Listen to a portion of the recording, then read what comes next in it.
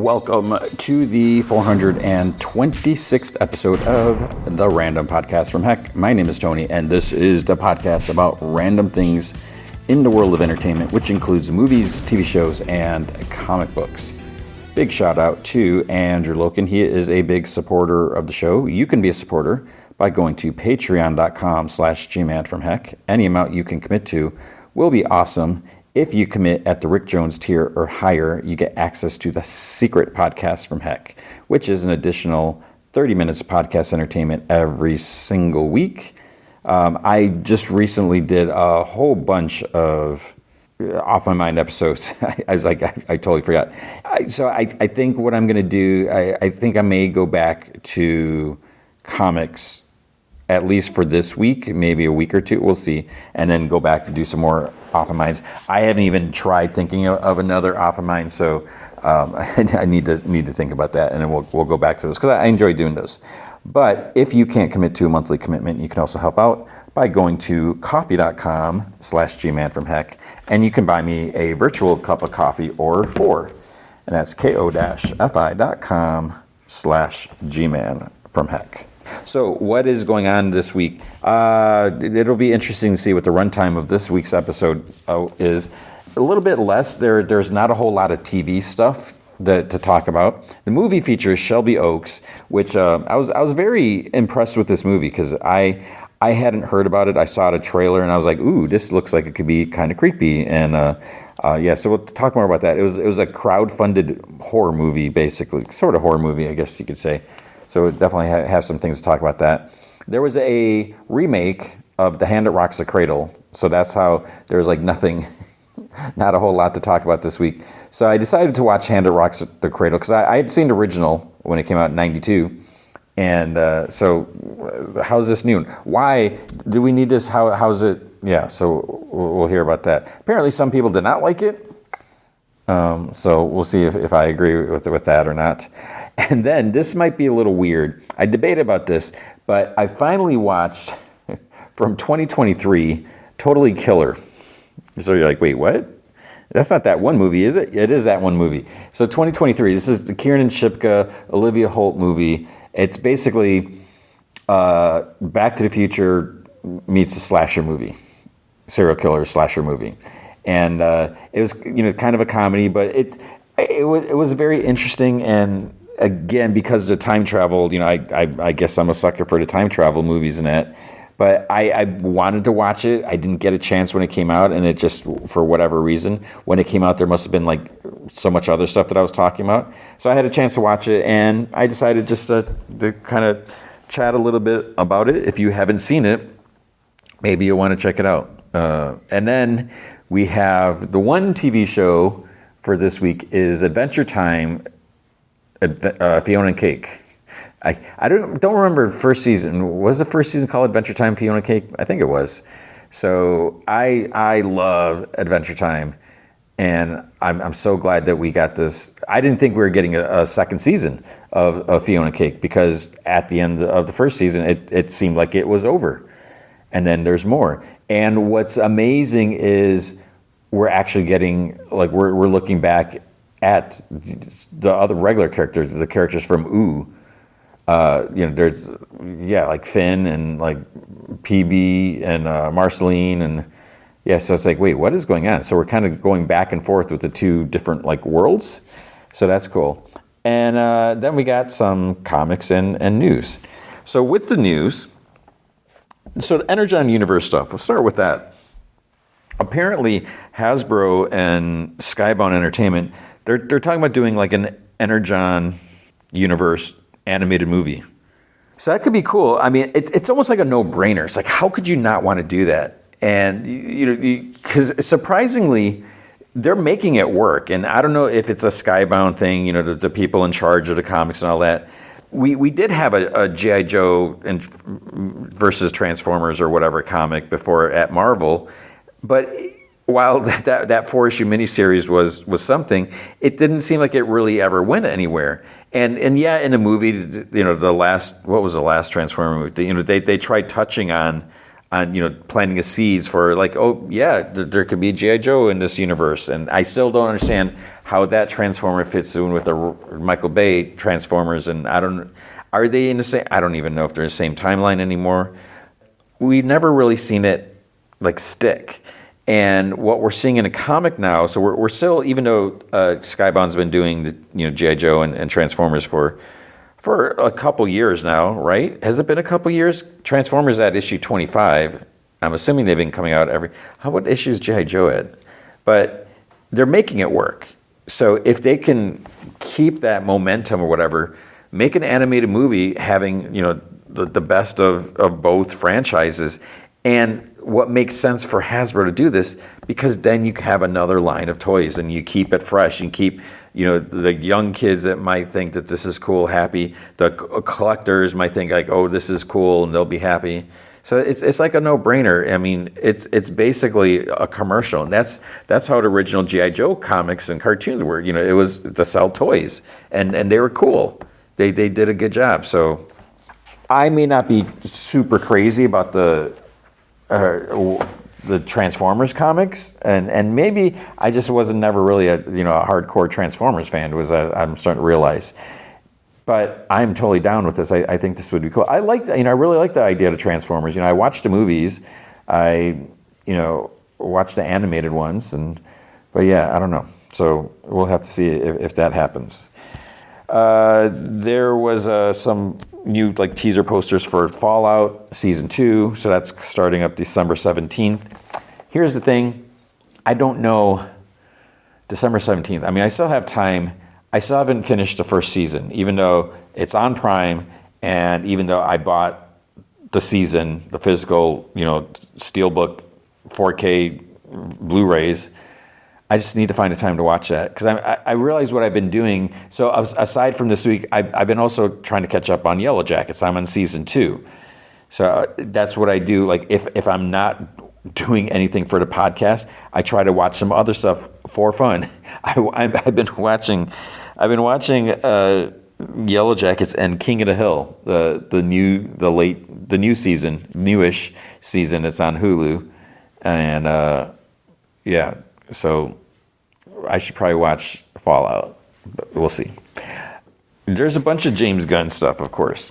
So one thing that I guess someone realized, there's a trademark, like a copyright done for Salvation Run.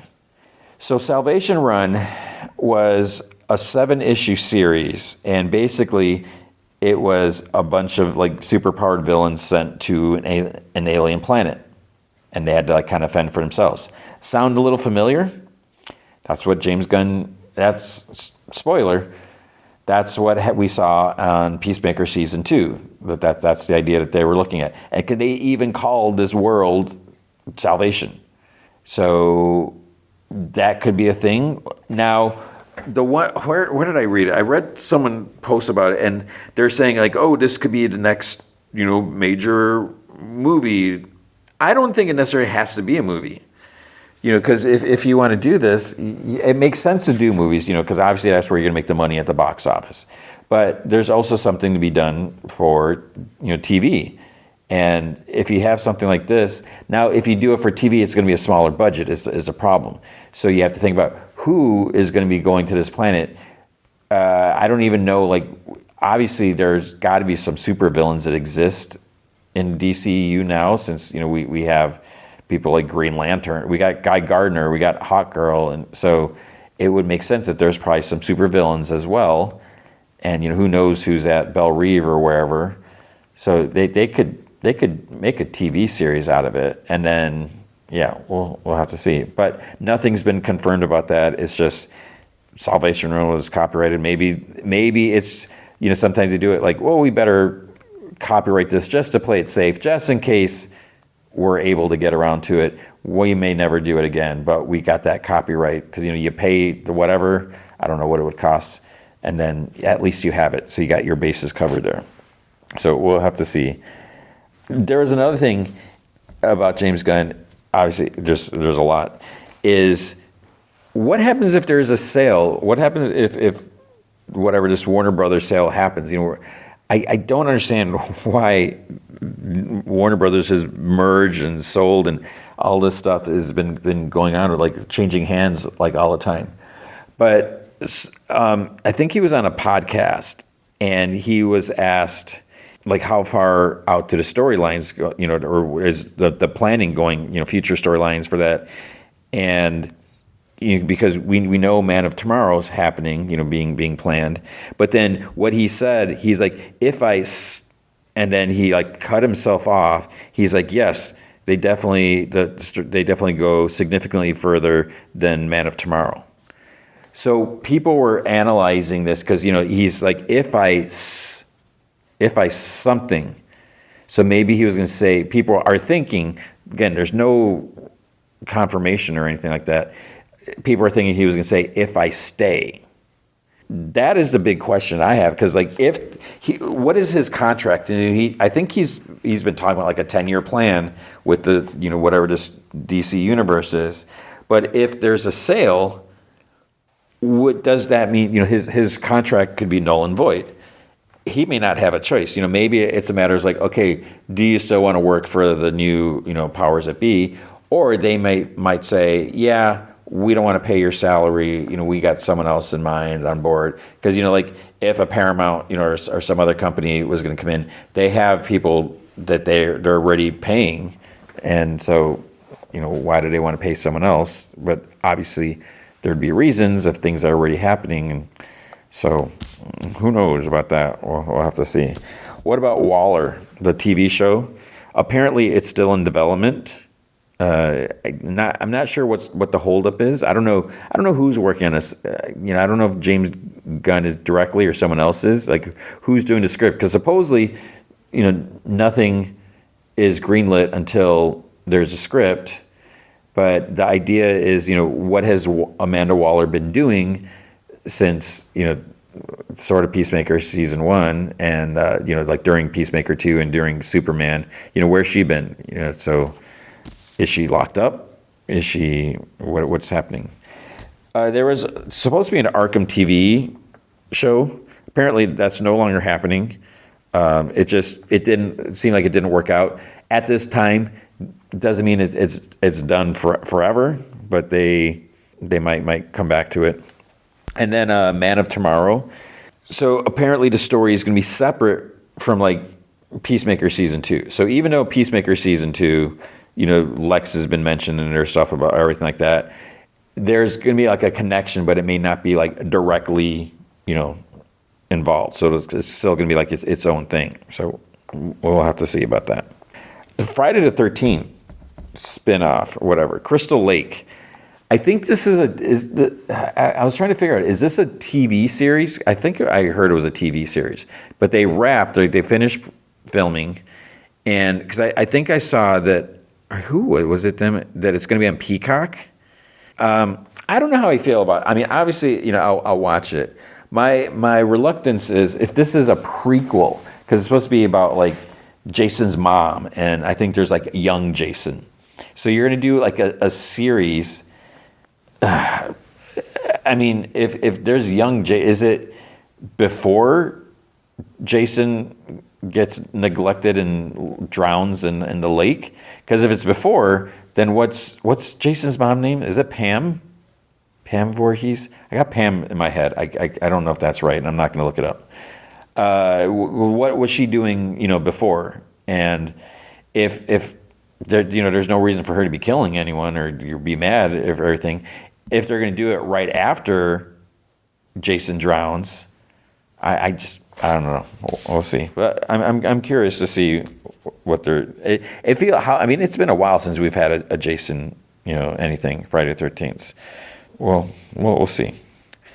Gwyneth Paltrow apparently might be in another MCU movie, and when I was reading this, it's like she doesn't know, and I was like, of course she doesn't know because she doesn't even know what movies she's been in. There's been times where they've asked her, and like she doesn't know, and I could be totally wrong, but I always get the impression like she just doesn't care. It's like she'll do it, she'll take the paycheck, and she'll do the role. I don't think she's necessarily just like dialing it in. She'll learn her lines and act it out or whatever. But it just seems weird. I can see that, like, if you don't want to necessarily, I don't, but even at that, I'm just like, if you're in a movie, wouldn't you want to see your movie? I know it might be weird to watch yourself, and some people don't want to do that. But if you're in these, like, multiple movies, because, you hear so many times about these actors, like, they haven't seen the other movies. Like, they haven't seen the other Avengers movies or whatever. It's like, how do you not do that if you're part of that? I get that you're so, that takes up so much of your time that maybe you just want to break or tune out of it. But I would think, like, if you're going to have a potential another role, you should know what happened. And yeah, maybe when the next thing comes up, someone will tell you what's happened, but it's not the same. And you're trusting that your little write-up or synopsis or whatever is going to have everything. It's just, how could you really do your job? How can you really do that role if you haven't seen, like, what else has been going on? And maybe it may not directly affect that, but I feel like there could be consequences of I don't know. It just seems weird that you wouldn't want to know what's happening. And it's not like, I mean, and even before, there was a lot of Marvel stuff, so maybe it's a lot to keep up with. But it's like, how hard is it to watch one movie a weekend or something like that? I mean, are you too busy going to parties or doing business meetings? I mean, what? You watch, 20 minutes here, 20 minutes there? It just seems weird. The Buffy show, I have no idea when that is coming out. And has it been greenlit yet? Because it seemed weird they kept talking about this, like, oh, more people added to cast, but it's not greenlit yet. So it must be, maybe. But Sarah Michelle Gellar was saying that the new series will be approachable to new viewers. Obviously, they want to do it justice for the legacy of the show and everything like that. But they also don't want to say, like, oh, you had to watch the past show, and if you didn't, you're going to be lost. Because then, they want new viewers to be able to watch. They want everyone to be able to watch it. And, including, the new generation or whoever viewers, where maybe they haven't heard of the show before or whatever, but there might be something that catches their eye. They see something on TikTok or who knows what. So it makes sense that you want to do that. So she was saying that, there'll be, like, Easter eggs and stuff like that to show that it is connected. The stuff that happened before is still there, but it's not, like, heavily dependent on that. So that's going to be a little weird, but it makes sense that you could do that. You just explain. You're hunting vampires, and there's someone, that is a vampire slayer. So the fact that Willow became a witch or possessed or whatever, and yeah, you don't really need to. Yeah, so I get it, but hopefully they'll do everything justice. And then last bit of news, not really news or whatever, is apparently it's news to me. It's news to me, as in I hadn't heard about this. Is apparently there is a possibility of a sequel to Jennifer's Body. That someone is, like, apparently working on it, and by working on it, I'm assuming that means, like, a script is being worked on. I don't think there's like any, like, pre-production or anything going on. So I don't know what that means. Because Jennifer's Body, wasn't that the Megan Fox movie? And was it Amanda Seyfried? So here's the thing. I've never seen Jennifer's Body. I just know there's a whole, like, tongue lighter thing, right? Maybe it's time I watch it, whatever. But I know it didn't do well, but it kind of became like a cult classic. I don't know why. So, there must be something about it that is appealing that made it become like a cult classic. So if they make a sequel, are they? They got to bring in the original, at least those two or something like that. It would make zero sense to do a new cast, unless I'm totally thinking the wrong movie. But again, I'm not going to check, so I'm going to go with that. If I'm totally wrong, maybe I edited this out, or maybe I'm just going to leave it. But whatever Jennifer's Body is coming, maybe, and it may not even happen. But I just thought that was interesting. I was like, okay. And what else I think is interesting is that is the news for the week. But there's not a lot of news, but there's definitely more show coming up. With comic books, at Mad Cave there was a Speed Racer comic. It was, what was it called? It was called Speed Racer Tales from the Road. And I'm trying to think what this is. Oh, so there's two stories in here. One was written by Mark London, and the other was by David Pepose. David Pepose is doing the main Speed Racer comic. Who's doing the Racer X? Is that Sam Humphries? Am I totally wrong about that? It's not Mark Russell. Mark Russell is doing something else. Well, I think did Mark Russell do that? Or is Sam Humphries doing a Gotcha Man? I can't keep track of it. Whatever, I don't know. But Mark London wrote a Racer X story, and I think there's so much potential with Racer X, and again, having him being like the sort of like secret agent, Interpol agent, or whatever. I think that there's a lot that they can do with that. Like if he's trying to take down like secret organizations or whatever like that, you could definitely tell some stories there.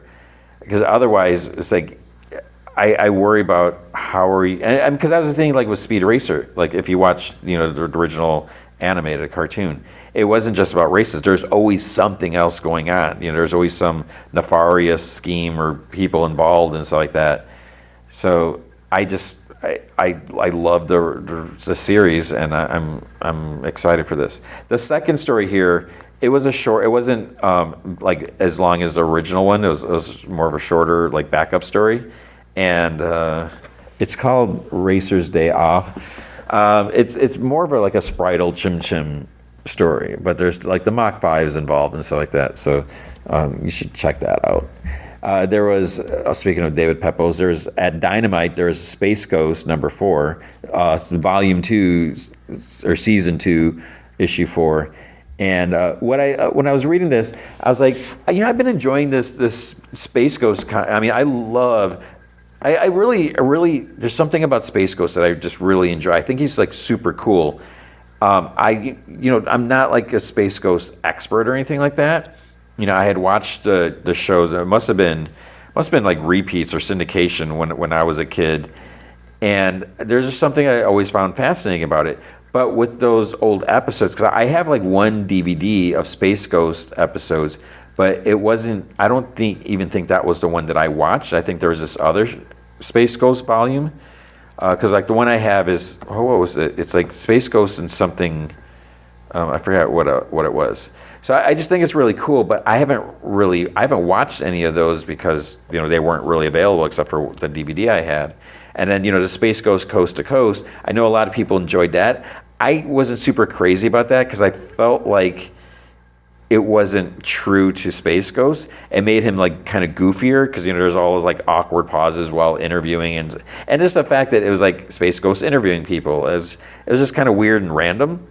So I never like fully got into it. And plus, I just didn't have the time to watch it, when it was on. But with this, David Pepose has been doing a great job, like diving deep into like these, random, not just random, but these what I would consider kind of obscure Space Ghost villains or characters. Ones that have been they existed. They were in the show. But if you were to ask me, it's like I wouldn't have known their name and that because it was so long ago. So he's taking them and kind of like updating them, taking the idea of them, and because a lot of these characters, they probably don't have like deep, rich histories. They appear there, they may talk about something in the show, but he has the liberty, whatever, to flesh things out. And we've been getting these cool stories. But when I started reading this, I was like, okay, here we go. This is going to be cool. But a lot of them have been kind of self-contained issues, which I think there's, obviously value with that because then you can just pick up an issue and read it and not have to worry about, oh, wait, I didn't read last month's. Did I read last month's? I don't know. And then, then you're confused. So I was like, all right. But then it turns out this isn't a self-contained story. So that's cool because it stretches a story out. I mean, there's definitely stuff happening in here. It's like there's some kind of big. There's like these two different kind of like ruling parties, like alien species, whatever. They're not getting along. there's a sniper, there's like an assassination attempt while, there's this peace talk. So then that's just going to stir things up more. Space Ghost and the kids, they kind of snuck on the planet to, because they knew something was probably going to happen, and then stuff just like really hits the fan and everything like that. So I enjoyed it. I thought it was pretty cool, and I'm excited that it's to be continued. I like that because I want to see what's going to happen next. At Image, we had Exquisite Corpses number 6. So I'm still waiting for the announcement of Exquisite Corpses is going to be adapted for television, because I just think it's so cool with all these different killers, assassins or whatever, and just like this competition where they're in this, they basically took over this small town, and then they're like killing people and trying to kill each other, and it's like this is a big tournament. So we got more killers, and and the majority of people, they don't know what's going on. They don't realize that this is happening. So some people could be like side by side with one of the killers, and they don't because it's Halloween also. So that adds another layer where it's like, okay, you're dressed a little odd. Okay, cool costume. So I'm digging that. Universal Monsters: Invisible Man. I think the 3rd issue came out, and I don't know how I missed the first issue, because then I remember I was like, oh, I need to read it. So I should probably get the first issue and the second issue, and this week's, if this was a 3rd issue that came out, I think it was, and just see this, because it appears to be by James Tynion, Brad Simpson. I'm just looking at like the thumbnail, and I'm really curious to see what would they do with Invisible Man, and how's this story going to be told? Because I feel like there's so many different ways to start it, and I think that could be cool. There was a Sisterhood Hyde Street story number 4. I almost forgot about this. The story isn't over. So this is it's tied to Hyde Street, where this is a story where a girl died when she was trying to get into a sorority, and then the girl's spirit basically kind of is talking to her friend, and then she's kind of taking over her body and trying to get revenge through her friend, and her friend's like, hey, that's not cool. So it's just getting to be more and more of a mess, because you look at the cover, she's in jail because she's been doing some stuff, like what's happening, and because a friend, and she kind of like infiltrated because she wanted to find out what happened. So she like went in, the next year or whatever, tried to get into the sorority. So yeah, there's just bad things happening, and that is all I read at Image. I think that was it. I feel like there's something else, maybe not. At Marvel, what was a little weird is there's Fantastic Four number 4. So when I went to read this, I was like, wait. So we got this picture of the whole family. Reed, Alicia, and the adopted kids, the Skrull and the Kree. But I was like, this isn't a One World Under Doom. I was like, that's not over yet. And now here, so I was like, wait, should I not read this yet? Is this going to spoil anything? It doesn't spoil anything. And there's not a single mention of it. So it's just like, okay, that's weird. And then the other thing that I find weird is they start calling Alicia, I forget what they're calling her. I don't know if it was like Allie. And I'm like, they never really called her Allie. I think it was Allie. Because it's always been Alicia. It's always been Alicia every single time. And all of a sudden, they're starting to call her, because I think like Sue calls her. I don't think Ben ever did. But yeah, so, you can see on the cover, you might miss it. There's like this purple thing draped all over them, and there's like a bunch of teeth. So there's like this alien thing that's kind of like infiltrating the house, and they're not really aware of it, even though it looks like that. So this was an interesting story. There's Jeff the Land Shark, number 5. This is continuing the thing where Jeff's shadow kind of became sentient and stuff like that. What I do enjoy or appreciate about this is Gwenpool is actually in this, because I love Gwenpool.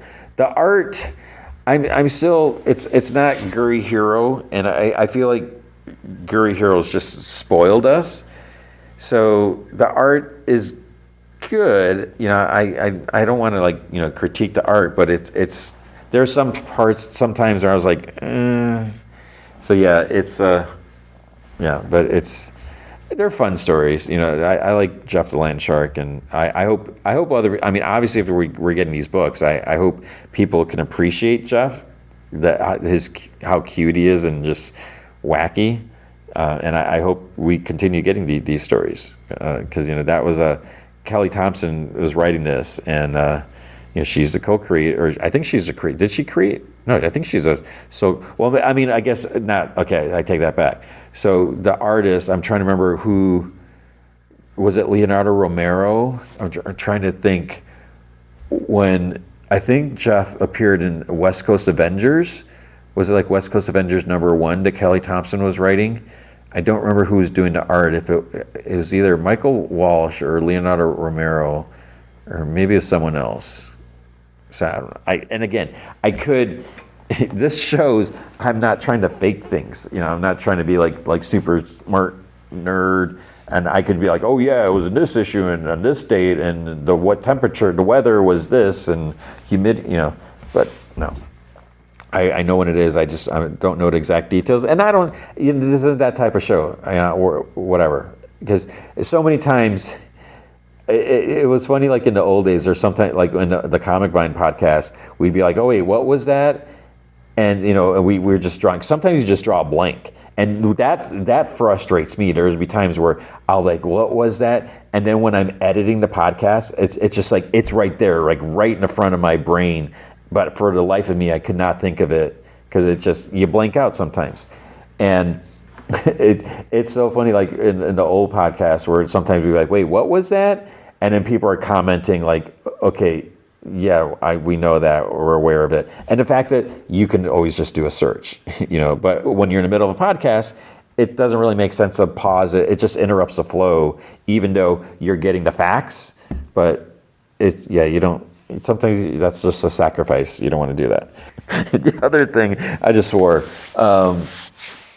The other sacrifice is reading these friggin' Age of Revelation books. Oh, yeah. Let's make sure. I hope I catch that edit. Man, I said it, I'm sure I said it before. The Marvel What If animated show, not perfect. I know a lot of critics, some critics didn't love it. It is a million times, maybe not a million, it is so many times better than this Age of Revelation. I'm just not appreciating, I'm not enjoying it. Some people might, I honestly hope there are people that are enjoying these books. It's always fun to see like these, because it's kind of like a what if, like oh, things are different, But even like with the Age of Apocalypse stuff, the revisit that we had, and even with Jeff Loeb, writing that, working on that, I just like, I don't really care about anymore because I wasn't a Age of Apocalypse fan the first time around. And because I'm sure I've said this before, but it kind of ticked me off. It's like, okay, all these books I'm reading, they're basically got put on pause for a few months, 4 months or however long it was. And then we got all these random made up stories or made up volume, made up comics where it's like Gambit and the Externals and whatever this and whatever that. And it's like, it could be cool to see these characters in a different light, different costume, different role. It's like, wait, why is Wolverine, what happened to his hand? Why is his hand chopped off? But then it's like, okay, when this is all done, pretty much none of it really matters. Yeah, you have occasional things that kind of come back and so, play revisited or whatever. You got friggin' Sugar Man that stuck around. Why of all people, Sugar Man? So that's basically what we have here. We got these books that are just dealing with random things. So the last Wolverine, oh my God. So we have that Wendigo kid, which I didn't even, this is when I stopped reading Wolverine. Because, Wolverine, I was like, how is he out in Canada or Ontario, wherever the heck he's at, when he's supposed to be in the bayou or wherever with Rogue and Gambit and those kids that I could not name a single one of those X-Men kids if my life depended on it. And then how's he going back and forth? Because, even if you're out wherever they're at, hopping on a motorcycle, flying to the airport, because it's not like they have a X-Jet, a Quinjet, or a Blackbird, whatever, in their backyard. They don't have Gateway, the teleporter. So in order for Wolverine to get up to the Canadian wilderness, he's got to hop on his motorcycle, drive to the airport. And for me, I'm like north of San Francisco. For me, it's going to be like at least an hour to get to the airport. And that's going to depend on traffic. And then once you get to the airport, you got to get there early. Then you got to check in your luggage if you have luggage, or you got to go through TSA, and then you got to. So it's not like you're going to get to the airport and hop on a plane. You're going to get to the airport. It's probably going to be like at least an hour or two, if not more. I'm like, I don't know what's going on. I don't care. I don't care about when to go. Who's a new when to go, and they bring him in this book. And he's calling himself Wolverine because, regular Wolverine, he's got a metal, I think it's a metal mask. I don't think it's a skull. And it's just, oh my God. And I actually I pretty much read this whole comic or skimmed through most of it. Why did I do that? I don't like these books and I still, there I had that. Marvel Zombies 2. This one, because the first issue was like, oh, this is interesting, new take on Marvel Zombies, new like reset. It's not continuing from the previous ones or whatever. But then here, it's like, the world has changed. We have, it starts off with Jessica Jones, or actually no, I take it back. It starts off like we get a flashback with when Jean Grey joins the X-Men and stuff like that. And then zombies attack, and things get pretty brutal. It's kind of crazy. So who does its art is Jan Bazadula, and then Eric. This font in this Arsenian. I can't read that. So the art and colors in this, it's very. It fits with this, with like zombies and the blood and stuff like that. So it's pretty cool. But we have a Jean, Marvel girl. She meets up with Jessica Jones in her Jewel costume and that, and then they meet up with Spider-Man. And then they're like, "Oh, what's the structure in the park?" It's friggin' Secret Marvel Zombies combined with Secret Wars. Holy crap! It's crazy. So you got these surviving, characters, and they're taken there. And they're not the only ones, because there's also going to be a bunch of zombies that have been are in this new battle world. I'm like, wow, I'm impressed with that. It's like, okay, I'm definitely going to check that out. So you should be reading that. And if you missed the first issue, you're probably fine. There's mention of like what happened and everything. So this is I dig it. Moon Knight, Fist number 13. So basically. What's this dude's name? Wrecker. So the haunting of the Wrecker. So the Wrecker comes to Moon Knight. He's like, hey, I need your help. You owe me, because when Khonshu was locked up in Asgard, he helped them break him out. Because he has like Asgardian crowbar or whatever. Whatever. Wrecker's like, yeah, I'm kind of like haunted by these ghosts. It's like, what's going on? And they're like, right. So then Layla from the Moon Knight TV show and, whatever, she's like, these ghosts, you find out that these are ghosts of people that the Wrecker killed. And Moon Knight's like, dude, you tricked me. They're not like random ghosts that are bothering you. It's like ghosts of your victims. But then he's like, oh no. It's like, but I didn't kill him. It's like I was possessed at the time, so it wasn't really me. And he goes into some other details, other stuff. So then it's like, well, should he help him or not? Because there's something about these ghosts. Why are these ghosts different than what normally happens? They're a little more aggressive and stuff. So yeah, Moon Knight gets kind of pulled into that. But it's cool to have Moon Knight and Layla in here, and and Tiger is still there too. So it's like interesting to see what's going to happen there. Miles Morales, 39.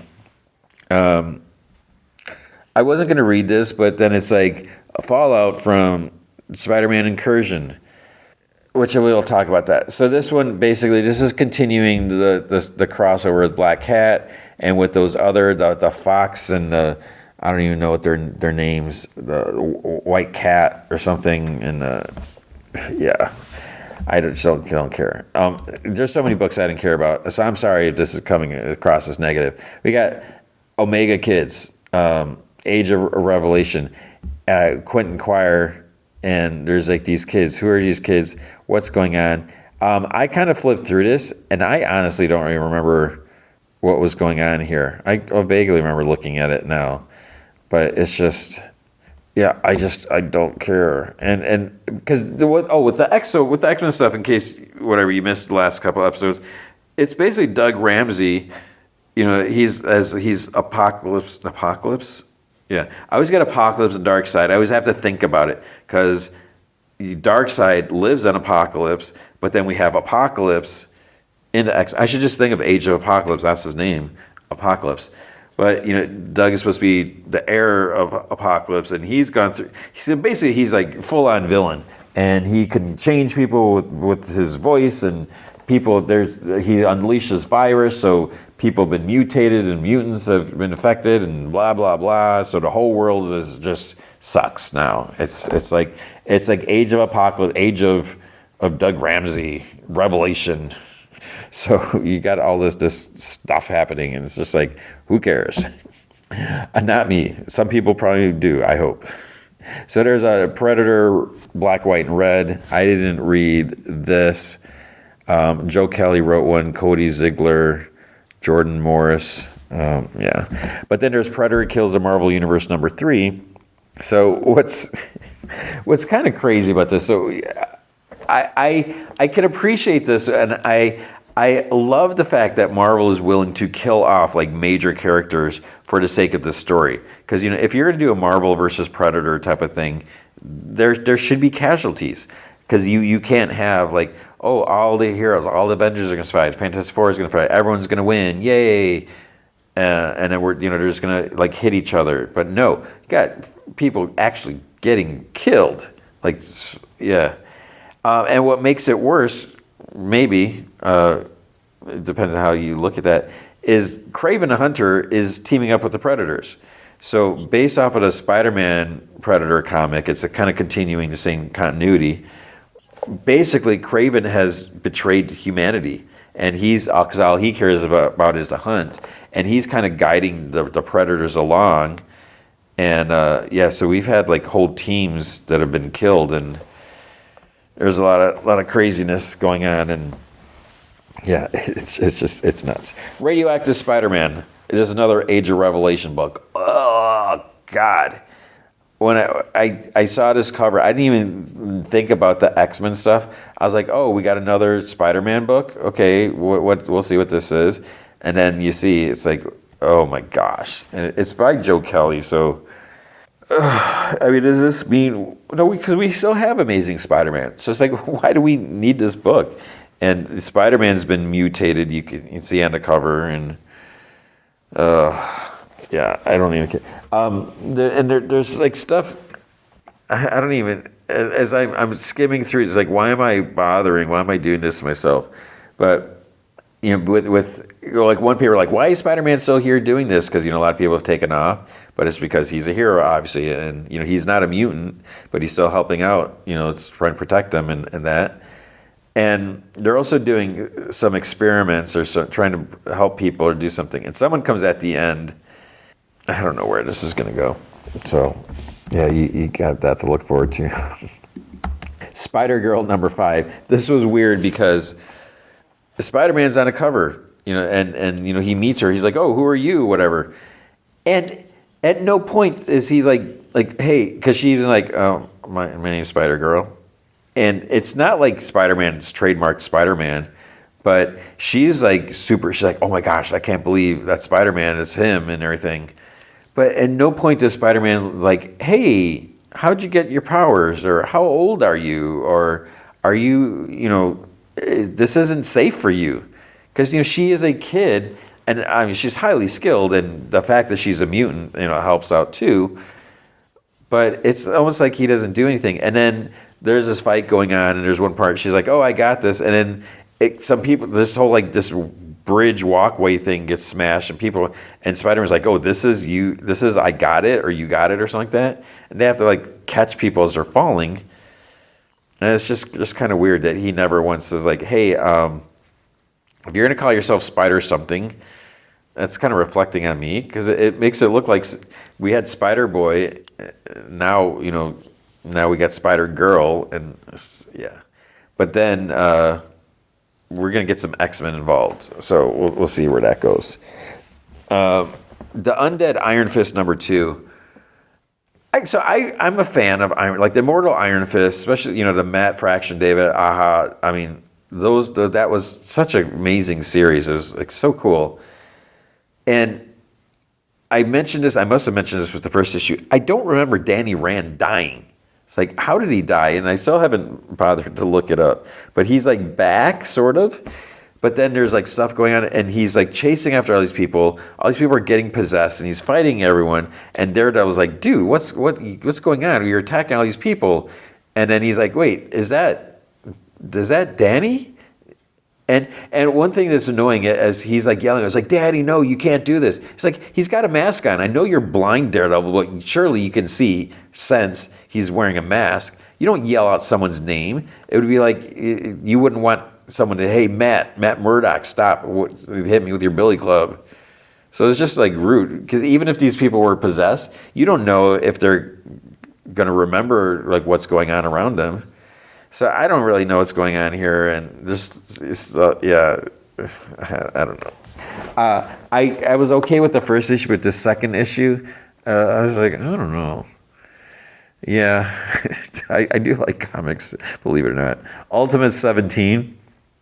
This is a focus on Doom, or this other universe, Reed Richards, who's going by Doom, and you kind of get his origin, which is kind of fascinating. Not really fascinating, but it's kind of interesting. And like how the maker was involved, and like what's going on, and yeah. So there's but what bothers me is the fact that the Ultimate Universe is supposedly ending. So part of it's like, why am I bothering to read this if it's not going to matter in a couple months, and it's going to be all gone? Which I don't know if I believe that they really are going to wipe everything out. I mean, why? Is no one reading this? Or I don't know. Then we have Ultimate Spider-Man 22. This was, of course, it was great. Not a whole lot happens in this issue, but it's a few months after issue 21. And issue 21 had an explosive cliffhanger ending. Explosive. So it doesn't pick up like right after, because when you're like, holy crap, surely those people must have gotten out of there, right? They're not going to kill out all those people, whatever. Maybe not. I mean, it's still possible, but the fact that it's 4 months and people are like, yeah, that so and so's dead. So yeah, that's crazy. But then because there's, I think, only 2 issues left, yeah, you can kill whoever you want. So I don't know. But yeah, so Spider-Man and family are hiding out again from the Kingpin, and it's like, whatever. Then we had Ultimate Spider-Man Incursion. So Miles' sister accidentally traveled to the former Ultimate Universe, which is now the Ultimate Universe, which is different. And so the fallout, whatever, is, I guess time passes differently here, because Miles' sister starts talking, and her first word is like his name. She's like, Miles, whatever. And the fallout is when they return back, obviously Miles has to return back, and Billy, her name is Billy, right? She's a little older and she can talk. So it's like, how do you explain that? Because they were only gone not that long. So it's like, why do we need? And that's the thing. It's ridiculous how, because you can't age these characters. I mean, I'm not going to get into that. Like long-term effects. There's Uncle Scrooge, Earth's Mightiest Duck, number 3. Holy crap, 3. I would like to read this. I'm really curious to see, but I haven't read 1 or 2. And then there's X-Men Book of Revelation, number 1. Okay. And I was like, okay, this is probably like the main thing. I should read this. I hit like issue 5, and I'm just like, I cannot read this. And it's crazy because it's Jed McKay writing it, and then Nitho Diaz does the art. The art is like very solid. Looks very, very good. I just don't care about these characters and this version, and because I'm assuming, and I could be totally wrong, in a couple months or however long, they're going to torture us and make us go through this. Everything is going to go back to normal, and then there will be some repercussions. People are like, oh man. Or is anyone going to even remember? Because if this is 10 years in the future, unless people go back in time or their memories go back in time, is Cyclops going to have memories of everything and have to deal with that? And I just don't care. And it's a bummer. Over at DC, we have Absolute Wonder Woman. I forget what issue this was. This is a point where, again, I end up reading the DC comics like at the end, because that's just when I get access to them, or when I can get access to them. So I was starting to skim Wonder Woman, and it's like, what is going on here? There's like, this looks like there's some cool stuff happening, and like this armor, and yeah. So I need to find time to actually properly sit and read that book, because I'm not really sure what's going on here. It looks cool. There was Superman number 31. So this is a KO crossover thing, and I don't even know what I should talk about. It's like Superman talks to Jor-El, because he's just like, what's happening, because they're fighting for everything, because Darkseid's coming in and stuff like that. So they're going to do this tournament. He goes and he talks to Jor-El hologram thing, whatever. And he's like, it's kind of a dumb question. He's like, why did you only save me? And they're like, because you are our son and we love you and everything like that. But he's like, no, why just me? Why not more? And then Jor-El's like, well, space travel was illegal, and didn't have the resources, so he could only build a ship that could fit you, which is, I'm glad that they stuck with that, because that was the truth of it. It actually, I've said this many times, it actually had room for one person, so Lara could have gone with, but she's like, no, my love, I'll stay with you while we send our baby out into the coldness of space and hope that he doesn't fly into a black hole or into a sun or something. So Superman's like, well, if you could, would you have saved more? And Jor-El's like, well, it was illegal. And he's like, no, would you have saved more? He's like, I would have saved everyone. So Superman wants to try to save Earth, because in case they don't win, this is going to be bad news bears. And so you got that stuff. And so they're working on evacuating the planet through some other means. I won't spoil that, but it makes sense. And, you got resources of other people helping out. But then Lois kind of decides to take a little detour, and she decides she wants to talk to the Jor-El program. So I think that's interesting, and and then what happens there. And then someone else arrives, and then, yeah, so there's that's interesting. We have a Justice League Unlimited issue something, and this is I think it's a KO. Yeah, DC KO. That's what it's called. What's interesting here, and it makes sense, and I don't know if this is a spoiler, but because of all the time displaced people, the big question is, how long are they going to be there? Because with the stuff happening with Darkseid, there's stuff happening in the future, and maybe in the past.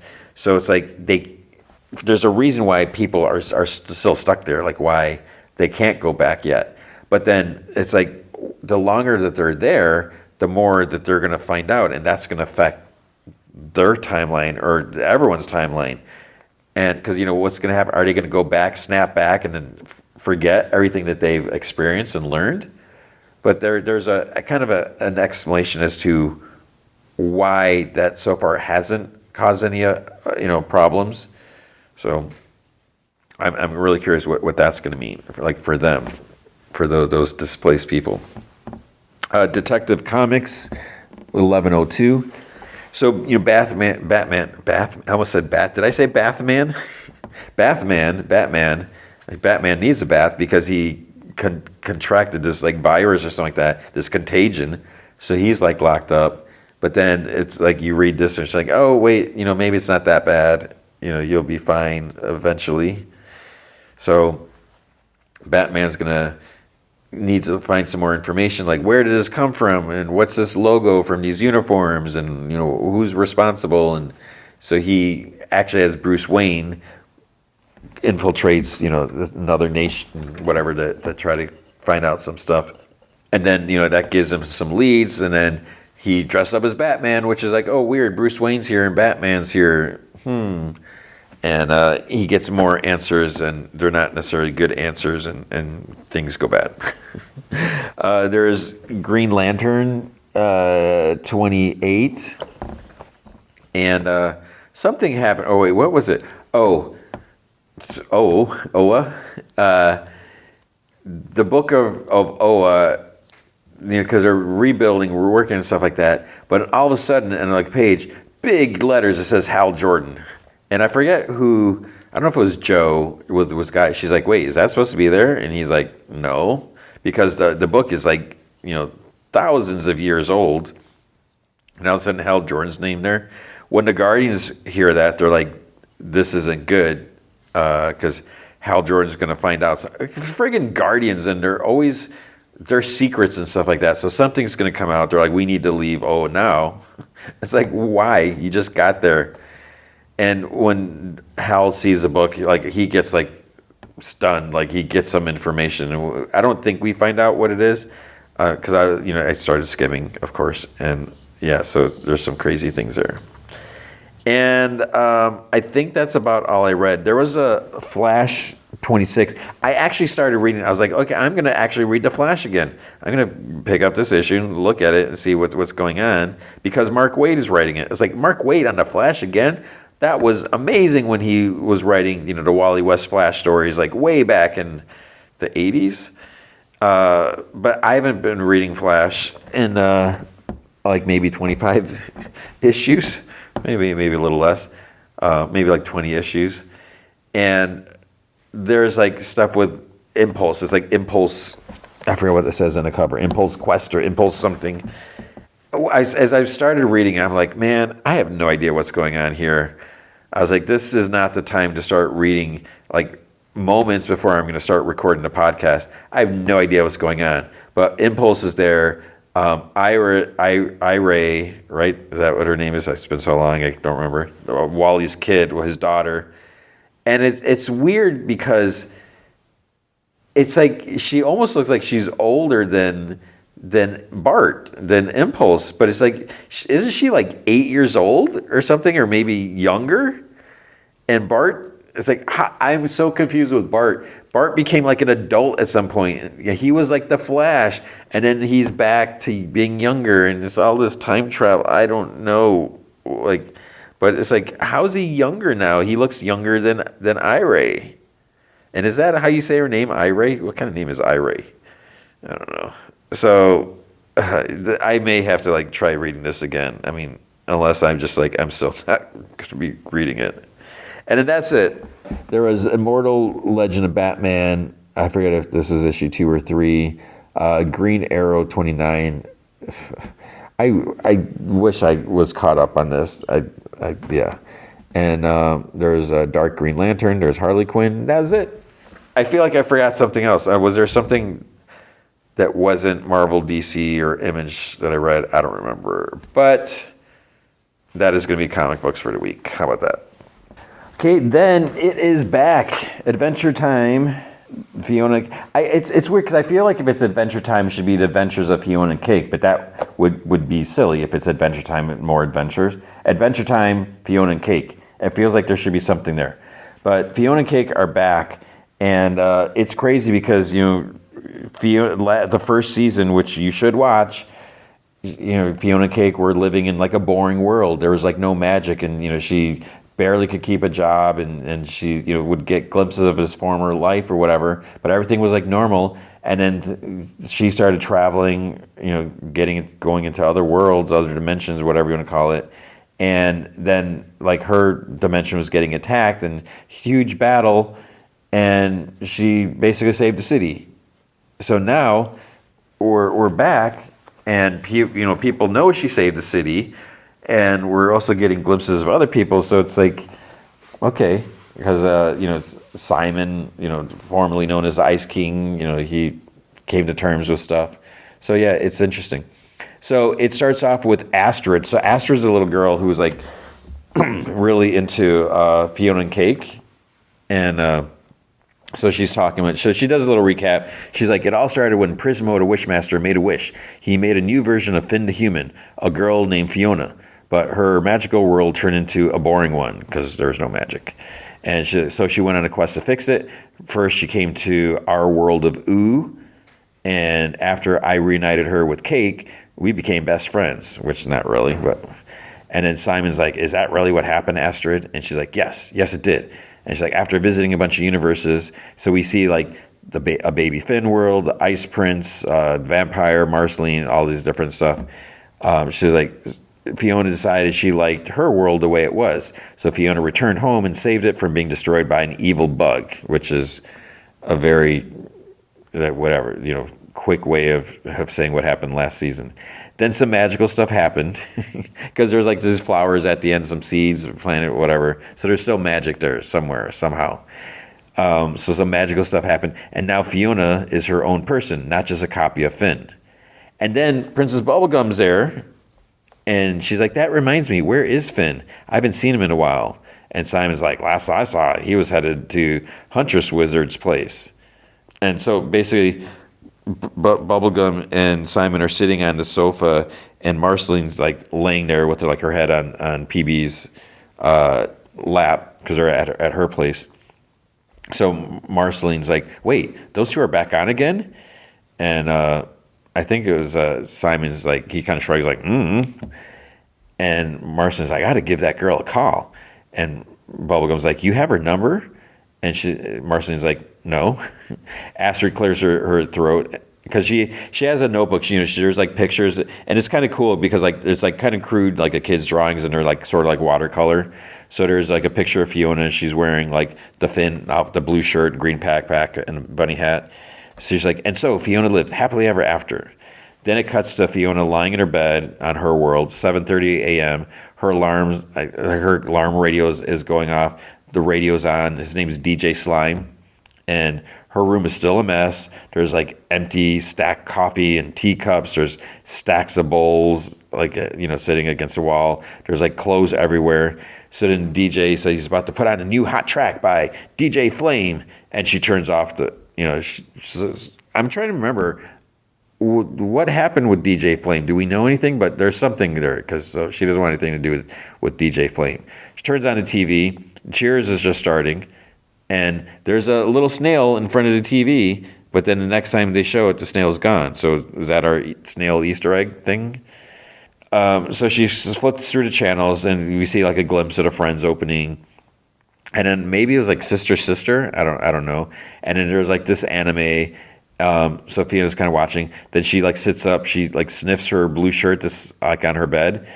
Decides it's okay, so she puts it on. She's not going to do laundry. She leans out the window. She yells for Cake. So Cake lives like a couple buildings like over. So there's a shorter building in between them, and then so she can like look out and see Cake from like over this other building. And she asks if she wants to come over for breakfast before they bounce, or is she too busy being an independent single gal living up in her brand new apartment? But it's like, how can she afford that? How can either of them afford it? They don't have jobs. Cake says like, well, it depends. Like, what are you cooking? And then Cake stretches over and, goes into Fiona's place. Fiona, like, looks in the fridge. She's like, I got waffles and hot dogs. And Cake, like, thinks and asks, like, what do people normally pick? Fiona shrugs. She's like, So she wraps, like, 3 hot dogs, like, uncooked them, I guess, in a waffle, and she chops. And she's like, And she's like, why pick? So Cake is kind of, like, grossed out and says that, she'll just stick with coffee. Fiona says they have a big day. She holds up this to-do list. It's guitar strings, paint trays, Christmas lights, mixing bowl, baking pans, cocoa powder, oatmeal, peanuts, macadamias, almonds, and then Cake wraps her up, and they go out the window, and you can hear Fiona's like, wait, my pants, because she wasn't wearing pants. She just put on a shirt. Then we get the opening. We see, like, the dandelion. There's, like, callback to the end of the last season, whatever, with that. And then there's a statue of Glob and Hunter Wizard and everything like that. So I'm pretty sure it's a new opening. So then we see there's, like, still some construction going on around the city from the bug attack thing. Fiona helps this lady at, like, this Home Depot type store, and she gives Fiona some lights, saying, if she would have worked like this, she wouldn't have let her go. So I don't know how many jobs Fiona lost in the last season before we got there. Then the lady asked about, like, I think there's, like, a hole in Fiona's place, because she's like, what about that tarp? But Fiona's like, oh, I got to go. So, like, she doesn't want to fix a tarp or fix a hole. At the next place, she's making photocopies for the sweet spot coming soon. And this dude comes up. He's like, as a token for saving the city, 15% off your order. And she's like, oh, great, thanks. And then he also apologizes for firing her last year. She's like, it's cool. She's like, I sucked. So Fiona and Cake go outside. Cake wonders what Gary's cooking up today. And this little girl gasps at the magic kitty. And she's like, can you turn it into an elephant? And Cake does. She's like, and then a horse? So she makes a horse on the elephant's back. And then she makes, like, a cowboy riding a horse on an elephant. And Cake even, like, makes, like, the cowboy throwing a lasso. So the girl, like, claps. She's like, so cool. She's like, oh. She starts crying. She's like, I love you. And Cake just kind of backs away because it's just kind of weird. And I think the girl even, like, threw some money at her. So then Cake returns to Fiona and asks, like, what's next on the list. And Fiona's like super fine dark cocoa powder. So Cake gasps at the thought of the cocoa. And Fiona's like, you know what that means? And Cake's like, zip it, Fiona. So it's like, wait, what's the deal with the cocoa? There's more to it than that. But then the tour bus comes by, and that tour guide Queenie is like complain about, she mentioned about how the destruction is because of Fiona. She's talking to the people on her bus, and she's blaming Fiona because she's right there. And then she even says how she fired Fiona's messy ass. And Fiona tells Queenie, she's like, I saved your life. And then Queenie's like, well, what do you want? A widow trophy? And Fiona's like, the only reward I need is never working for you, cheapskate. And then all on the bus, they're like, ooh. And one nerdy dude's like, she called you cheap. And Queenie yells, she's like, stop the bus. So Queenie gets off and she walks up to Fiona. She's like, the simpletons of the city might love you for now, but deep down, you're a true loser. And she turns back to go, back on the bus. And Fiona like growls, and Cake has to like restrain her. And so Fiona grabs one of the flyers, crumples it, throws it at Queenie's head. It bounces off. And Cake tells her to chill and points to the bus because there's people watching her. There's this like little kid with like a bunny hat who smiles at her. So Fiona like sheepishly smiles and waves, and Queenie like glares at them as they walk away. So Queenie is like, ugh, it's like a piece of work. At the candy store, Cake changes into like more like a humanoid feline form, and the shop owner, Mcron, I don't know, did we see him before? I don't remember. He waves at them. So Cake has a crush on this Mcron dude. She's like, oh, is that a new hoodie? But he doesn't speak, so I don't know. Can he not speak? He must be able to speak. I don't remember if he speaks. But he gives them like a bag of candy with like, there's like a pumpkin under. He gives it to Cake. She takes one, and her eyes glow and sparkles at the taste. She's like, these are great. These are better than mice. And then she kind of panics and backtracks. She's like, I mean, I don't eat mice anymore. So, because the dude's a human dude. And he just like silently chuckles. Then Fiona, she looks for the special cocoa. And there's an empty spot on a shelf, and she like panics. So she gets on her knees and she looks way in the back. There's a bag. It's like cocoa powder, super fine, 50% off. So she holds a bag with her teeth as she's like searches her wallet through her bag, and this shadowy figure grabs the bag of cocoa out of her mouth. So it's this woman in a suit with like turquoise hair. It's like, wonderful. This will ensure my lava cakes are truly. And she like, does like the finger like, and she's like, thanks for picking up it off the shelf for me, sweetie. And Fiona like grits her teeth, leaps on her back. Gary needs sis. And meanwhile, Cake is still talking to Emcron, and she's like, yeah, I like fish sticks. But then there's like a thud behind him, and then she's like, Fiona, because they made a mess. Fiona stands holding the bag. She's like, I got the cocoa. And she heads out the door, and she tosses her wallet at Cake, and it like hits her in the head. She's like, pay that beautiful man. And then there's like a thud. Outside, Cake comes up to her, not happy. She's like, Fiona, you know how hard enough it is for me to keep my cool without you trashing his store? Like, here's your stuff. So she takes her wallet and a receipt, and Fiona's like, hey, I think this one's for you. So written on a receipt, it's like, text me 555-0179. And Cake giggles. Fiona's phone buzzes, and it's Simon, so he's out for a walk and wondering how they're doing. So I think they have like interdimensional phones, right? They set that up. She says that they're doing good, and she shudders because they walk by this like DJ Flame flyer. Shake shreds it with her tail when they walk by. Fiona asks, how is it living with Marcy? And one of the things that's interesting is like there's this big bluish like vending machine behind like on the street next to where Fiona is, and on the vending machines it says GMO instead of BMO. Cake is like shredding more flyers as they walk by. Simon says that living with Marceline is great. It's a little crowded, and she likes to play music very loudly late at night, and he always feels a little bit awkward around PB, He's like, I used to kidnap her and stuff. So he thinks that, they're cool, but he can never tell with her. Marcy's been a real sweetheart, though, and, Cake stretches, like, to cross the street instead of waiting for the light to change. She sees this huge mural for DJ Flame. And, Fiona is still, like, oblivious because she's, like, on the phone. So Simon says that he leaves for Wiz Arts tomorrow, and Fiona's like, are you excited? And he says that he is because, he enjoys teaching and being around magic, even though, magic did ruin his relationship and drove him insane for centuries. And, he cheerfully adds, but I'm in a better place now. So Fiona says that she's proud of him, and she asks, he asks, how's the sweet spot coming along? And she says, great, grand opening's tomorrow. She wishes that he could be there. And he's like, oh, that's big. And he's like, are you bringing anyone special? And she's like, nah. She's like, I'm not even thinking about that stuff right now. Then she sees Cake like put all the flyers up on this one wall. And she's like, you're supposed to put those up all over town. But what Cake did is she covered up that big mural of DJ Flame. So Fiona wouldn't see that. So she tells Simon she's got to go. And then we see Simon put like an orange on a tombstone, and it's for Choose Goose. And he's like, He's like, nothing rhymes with orange. When he leaves, this lion comes up, grabs the orange in its mouth, and walks away. There's this shadowy form like quickly following the lion through the trees, and it's Huntress Wizard. So this is on Ooh. So she follows the line, and then we see adult Finn. He's like weakly lying on like this bed of hay, and he says like Huntress Wizard's name. But then there's like a couple Huntress Wizards, and then this third one comes in with the orange in her mouth, like kind of how the lion was holding it. So is Finn?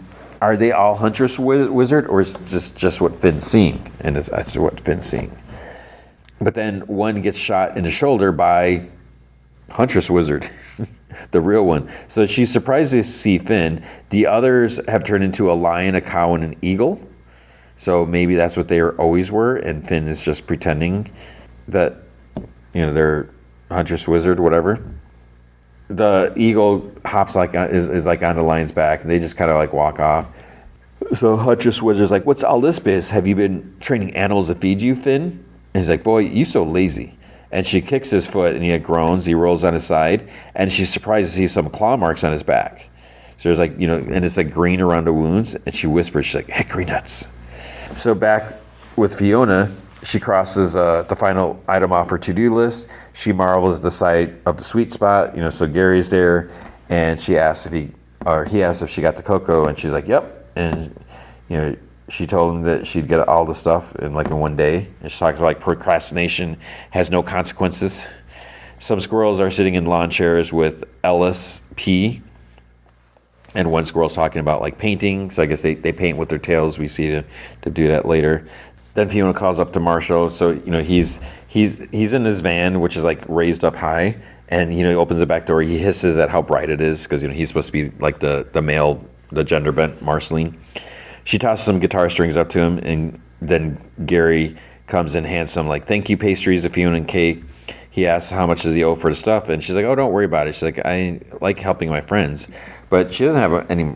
I don't think she has any money left.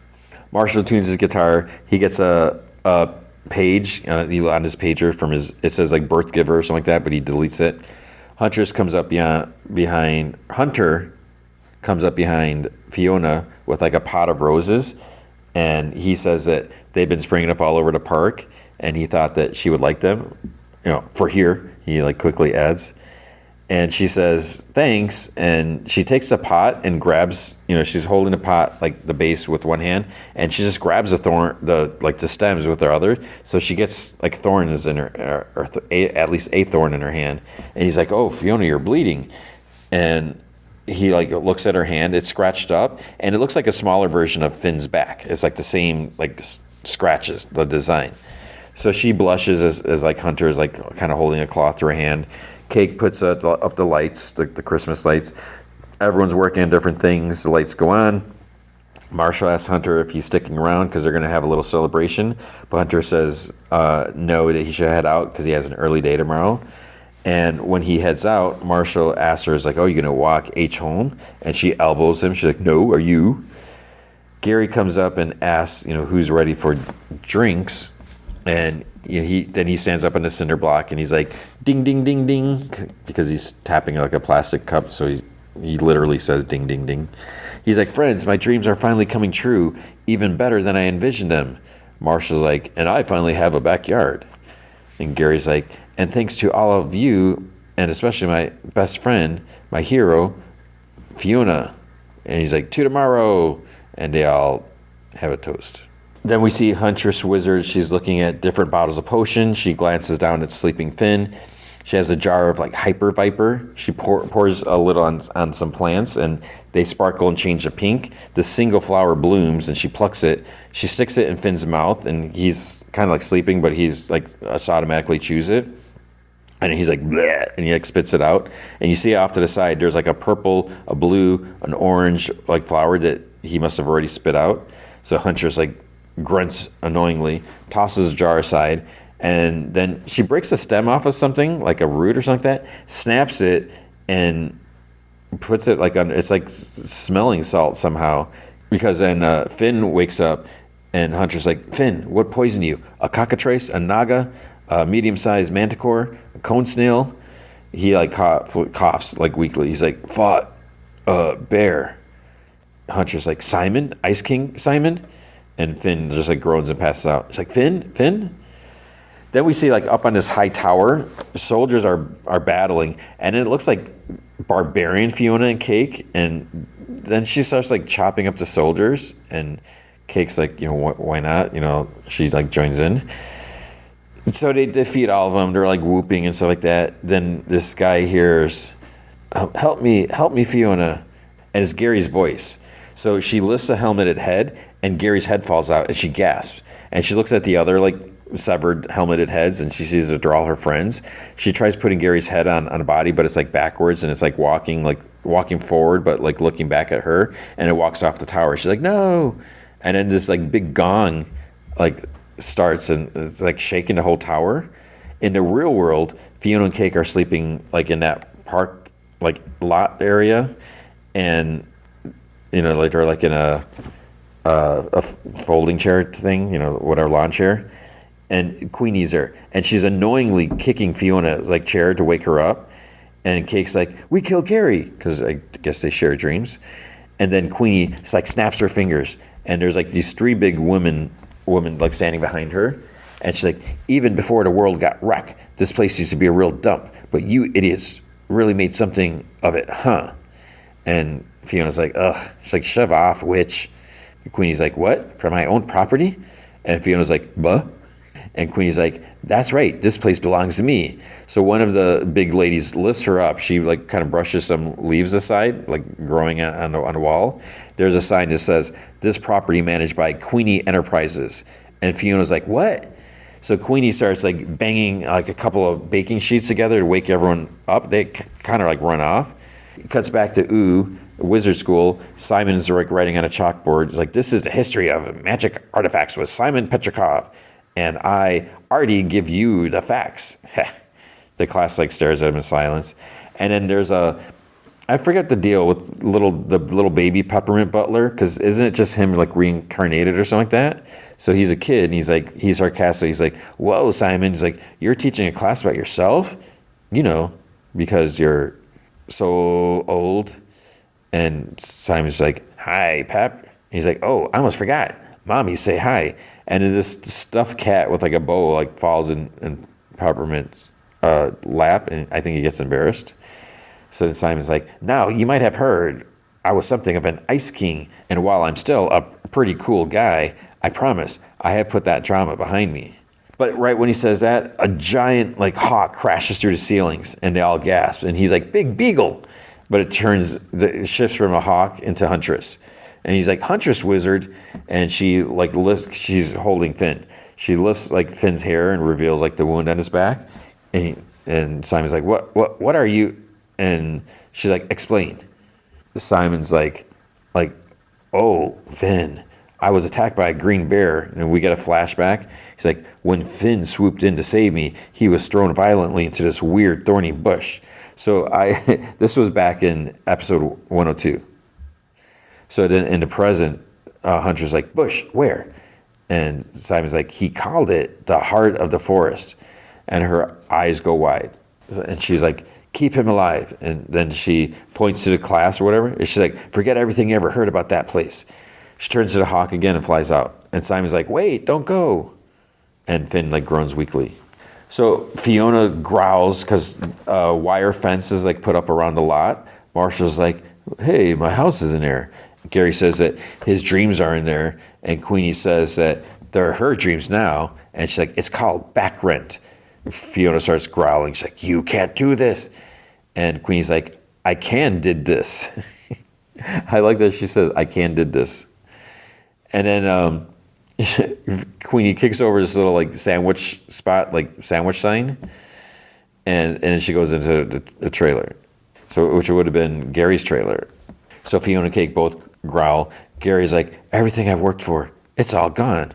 Fiona's like sad, and then she frowns. She's like, "Hey, don't be sad. I don't know how yet, but I'm gonna fix this." So that must be like, maybe, I don't know if that's gonna be the aim of this season. But then Huntress is flying. She swoops down into forest. We see like trees have eyes and stuff like that. She sees this big like impression in the ground, and she says, "Bear stink." And then she sees like some brambles. She walks towards it with like this little device. Then the big green bear pops up behind her, and then the show suddenly stops, and it's like end credits. So it seemed real like just a super abrupt ending. So it was like, okay, Huntress is there, and then the bear is like suddenly behind her, and we don't know what's going to happen. So like part of me makes me wonder, is like, was this meant to be like a movie or something? But it's no, because it's a season. But it's just weird how it just like stopped. It wasn't even like a fade to black, or it's just like just abrupt. So I don't know. Maybe it was just weird editing on this one episode, because yeah. So but that's the end. So to me, it's super cool just because I have such a love for Adventure Time. I mean, I have a BMO tattoo on my arm. My daughter and I got matching BMO. I'm sure I've talked about this. We have matching BMO tattoos. Maybe one is football and one is BMO. But when she was tiny, we didn't start when the season first, or when the show first started, but we started watching some Adventure Time episodes. She wasn't allowed to watch a lot of TV. We didn't have her in front of her all the time. And we would just like watch a couple episodes like on the weekends or whatever, whatever she wanted. And I never pushed it on her. I always let her choose what she wanted to watch, whether it's Scooby-Doo or whatever. And then we for a while we were getting into Adventure Time, and she just really enjoyed it. And I think it was because it's just it's not super for kids, but there's like just all the adventures, and she was mature, and she can handle things. But there's just so many different characters in the world and just everything. Yeah, and it's just so that's to me, Adventure Time reminds me of just the time with my daughter when she was little, and just we would wake up early, let her mom sleep in, and we would just like watch just the two of us watching these silly cartoons. And so then when she was old enough for tattoos, and she's like, "Hey, do you want to get matching tattoos?" And I'm like, "Heck yeah!" So, I mean, Adventure Time will always have a special place in my heart because of that. But even like a lot of the other stuff, like even like Scooby-Doo, she loved that, and even like she was into like Jetsons and Tom and Jerry, and we watched Thundercats, and we watched like so much stuff and over the years, not all at once. But I'm so glad I'm really excited the show's back, and I'm really excited that because I want to know what happens with Finn, with adult Finn and with Marceline and everyone. So I'm super excited for the show's back. I don't know if all of you listeners care to hear about this, but I'm definitely going to be watching this show. So by doing it for the podcast, that like makes me have to watch it, because a lot of times if it's not on the podcast, I don't always keep up with it because it's not like I have to. This is like forcing me to find a time to make sure. So there you go. That is Adventure Time, Fionna and Cake, episode 1, at 2:01. All right, and now we're gonna travel back in time to 2023 for Totally Killer. And the kind of ironic thing is this is a movie that deals with time travel. So this movie, I missed it when it first came out. I mean, I didn't miss it. I fully knew that it was out. It was October 6, 2023. And it's produced by Jason Blum. So it's a Blumhouse movie. Did I say produced by him? But it's produced by Jason Blum. And it's Amazon. It's a Prime Video movie, so it's exclusive to Amazon. So you can watch it now. I just recently watched it this week. Since this past week, I had some downtime. I can actually watch things for fun. I actually started it.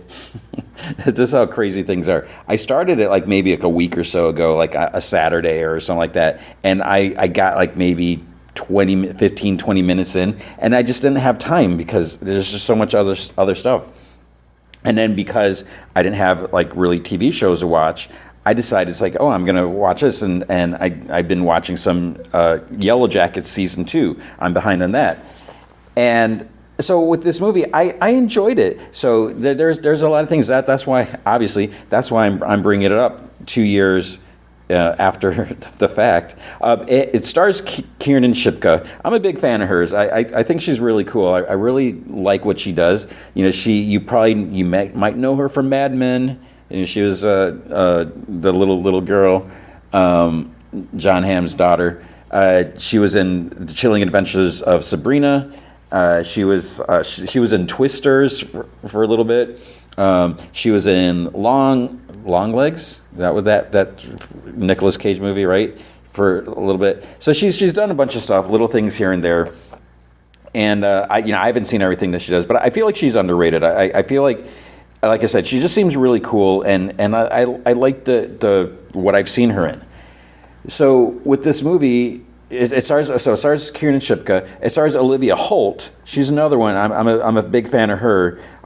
She, Cloak and Dagger. I got to interview her 3 times, and she was always very. There's like some actors that are just like cool to interview, and I've said this before. I understand that they're actors, that is their livelihood. Their livelihood is to act. And so when you're doing interviews, you need to act like you care. But I feel like a lot of times in the press rooms, even though it's probably not going to make sense. And if you've ever had the opportunity to be in a press room, take part in it, maybe you probably know what I'm talking about. But I feel like it doesn't make sense what I'm about to say, but a lot of times it almost feels like they kind of let their guards down a little bit, even though they're in a room full of press. And I think it also depends on the type of press room, like where you're at. And, so a lot of times like at WonderCon or San Diego, it's not, I absolutely do not mean to negate or whatever the value of it, but it's not like the premiere, it's not like red carpet premiere interviews, and where I feel like that's almost at a different level where you have to be professional. A lot of times, and maybe it's just me or whatever, but there's been so many times where I've been in the press room and it's a little more relaxed, and you can kind of almost joke around a little bit, not to the point where it's like obnoxious and you're taking up time or whatever. But a lot of times they do so many interviews, so you can tell. And this is my outdated advice to anyone that is like on the verge or starting off doing this like that. You really. You got to kind of read the room, and you don't want to ask the same questions. You don't want to ask annoying questions. You don't want to geek out too much. And don't make it personal. Don't make it. You got to find that fine. So this is like horrible advice. It doesn't mean anything. But there's a lot of times where they can appreciate that it's not just the same question over and over and over and over again, because they would get tired of it. So anyways, like with Olivia Holt, she was always the cool when I got to interview her. And I will say this again, did I cover it on the show? I don't even remember. Cruel Summer was a free-form show that you could watch on Hulu, and she was amazing in that. I mean, that was kind of a creepy. So it's not really creepy, but it was about a girl who was basically abducted, and she was locked in a basement, and it takes place over wasn't it 3 different time periods? And it was, I felt it was just done so well, and with the different time periods and how you can clearly see, because obviously there's hairstyle. This is so long, I'm not even talking about the movie yet. But just the way they handle it, like changing the appearance, the hairstyle, and even use a different filter in one area, so you can clearly see the different times. So she was good in that. And this also has Julie Bowen, who was in Modern Family. She didn't have a big role in this, but it was good to see her. So what is this movie about that I haven't even talked about? How long have I been talking about this? It was maybe 5 or 6 minutes. Basically, it's like a horror movie. It's like a horror. It is a horror movie. I should edit that. I'm not going to. It's a horror movie. It's a horror sci-fi movie, and that might sound kind of weird. It's a horror time travel movie, which. That sounds like it could be ridiculous.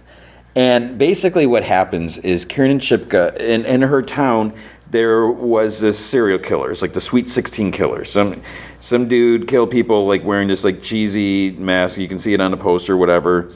And it happened at Kiernan Shipka's mom's high school, where there's, I forget if it was 3 murders. There's a few murders that occurred when her mom was in high school. I don't think obviously I can spoil certain things because the movie is 2 years old. I'm not going to spoil everything. But what ends up happening is, Kiernan Shipka's mom gets murdered because, she was, the killer is back after all these years. Is it the same killer? Is it not? We don't know. And her mom gets killed. So obviously that's upsetting because, with a typical mother-daughter, what a teenager parent, type of thing, where there's a little bit of, whatever. She's like, oh, I should have said this, I should have done this, or, so she's feeling a lot of regret. And then it turns out one of her friends just happens to be sort of working on a time machine, because she's really smart or whatever, and she's got some ideas. And then I just watched this, now I'm kind of forgetting some of the little details. But I think that the killer was chasing and stuff like that, and Kiernan Shipka ends up accidentally, she wasn't planning on it, she goes back in time. And then she realizes was it accidentally? I just tell you, I swear I watched the movie. And so she ends up back, at her mom's when her mom's a teenager. So her mom, Julie Bowen, is played by Olivia Holt as a teenager, high school. So it's sort of like Back to the Future, and they even reference that because I think they went. I don't know if it was 1987.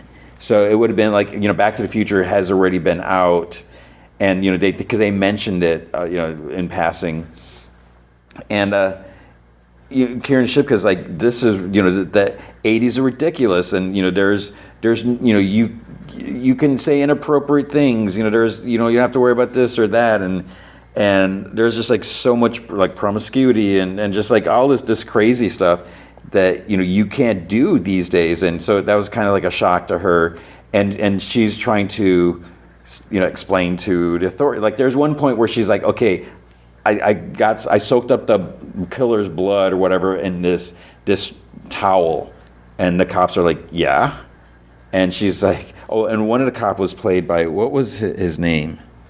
Randall Park. So that Agent Wu from Ant-Man and Marvel Zombies. So he was like I think he was the sheriff, and so she's like, I got this blood here, and they're like, she put it in like a bag or something like that, and they're like, yeah. She's like, well, you can check the DNA. They're like, what's DNA? And she's like, I don't know what it stands for, which I think everyone would know. But she's like, because they don't have that technology back then. So it's little things like that. So she's trying to warn like her mom and her friends, but they're kind of like almost like, I guess you could say they're like mean girls, and they're like, who are you? So she's like, oh, I'm an exchange student from Canada, and stuff like that. So she needs to try to save her mom, but no one wants to listen. And she knows some things about it because so she still has her phone. Which is this is an interesting thing. There's no reception because obviously the technology is advanced, and there's no cell towers or anything like that, or is there? You have to watch and see. There's something, but she can't charge her phone. So at one point she's like, I'm at 33%. So always make sure your phone is charged. But the point of the phone is one of her mom's like classmates did like a podcast and did like like a walking tour in the town about the killers and stuff like that. So she can get like a bunch of details from the different murders because this dude's podcast that I guess he spent his whole life exploiting the murder, sort of like whatever, just talking about it. And her mom won't listen to her, but she wants to save her mom because it's her mom. And I felt like they did a really good job with it, mixing the fact that this is a horror movie, it's a slasher movie, on top with the time travel stuff. And there's a little like in details and problems that come with time travel and that.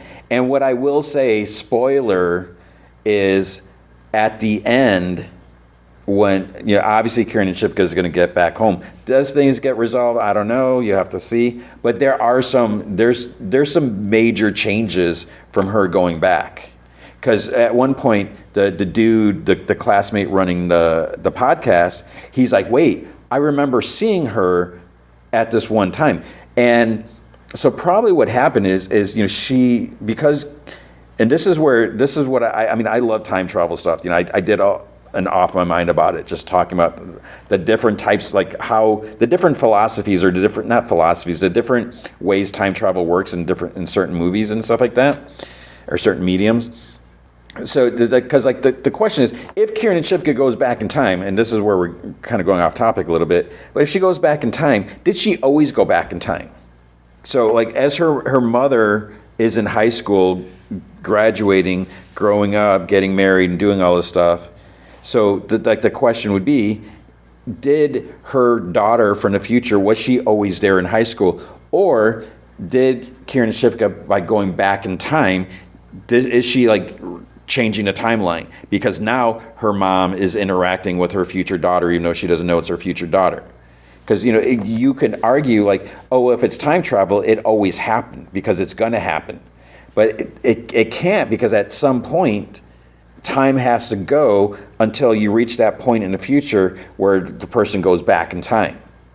And this is where things get messy. Yeah, I always talk about like Back to the Future. I'm like, if Marty, and I know I've talked about this before, but I enjoy talking about it. If Marty and Jennifer leave 1985 and go to 2015 to see their kids, they can't have kids in 2015 because because they're leaving, they disappear out of the timeline in 1985.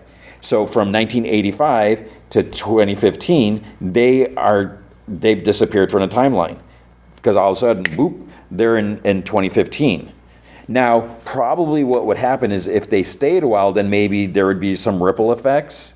Then the kids would get erased because they're not there, right? Maybe.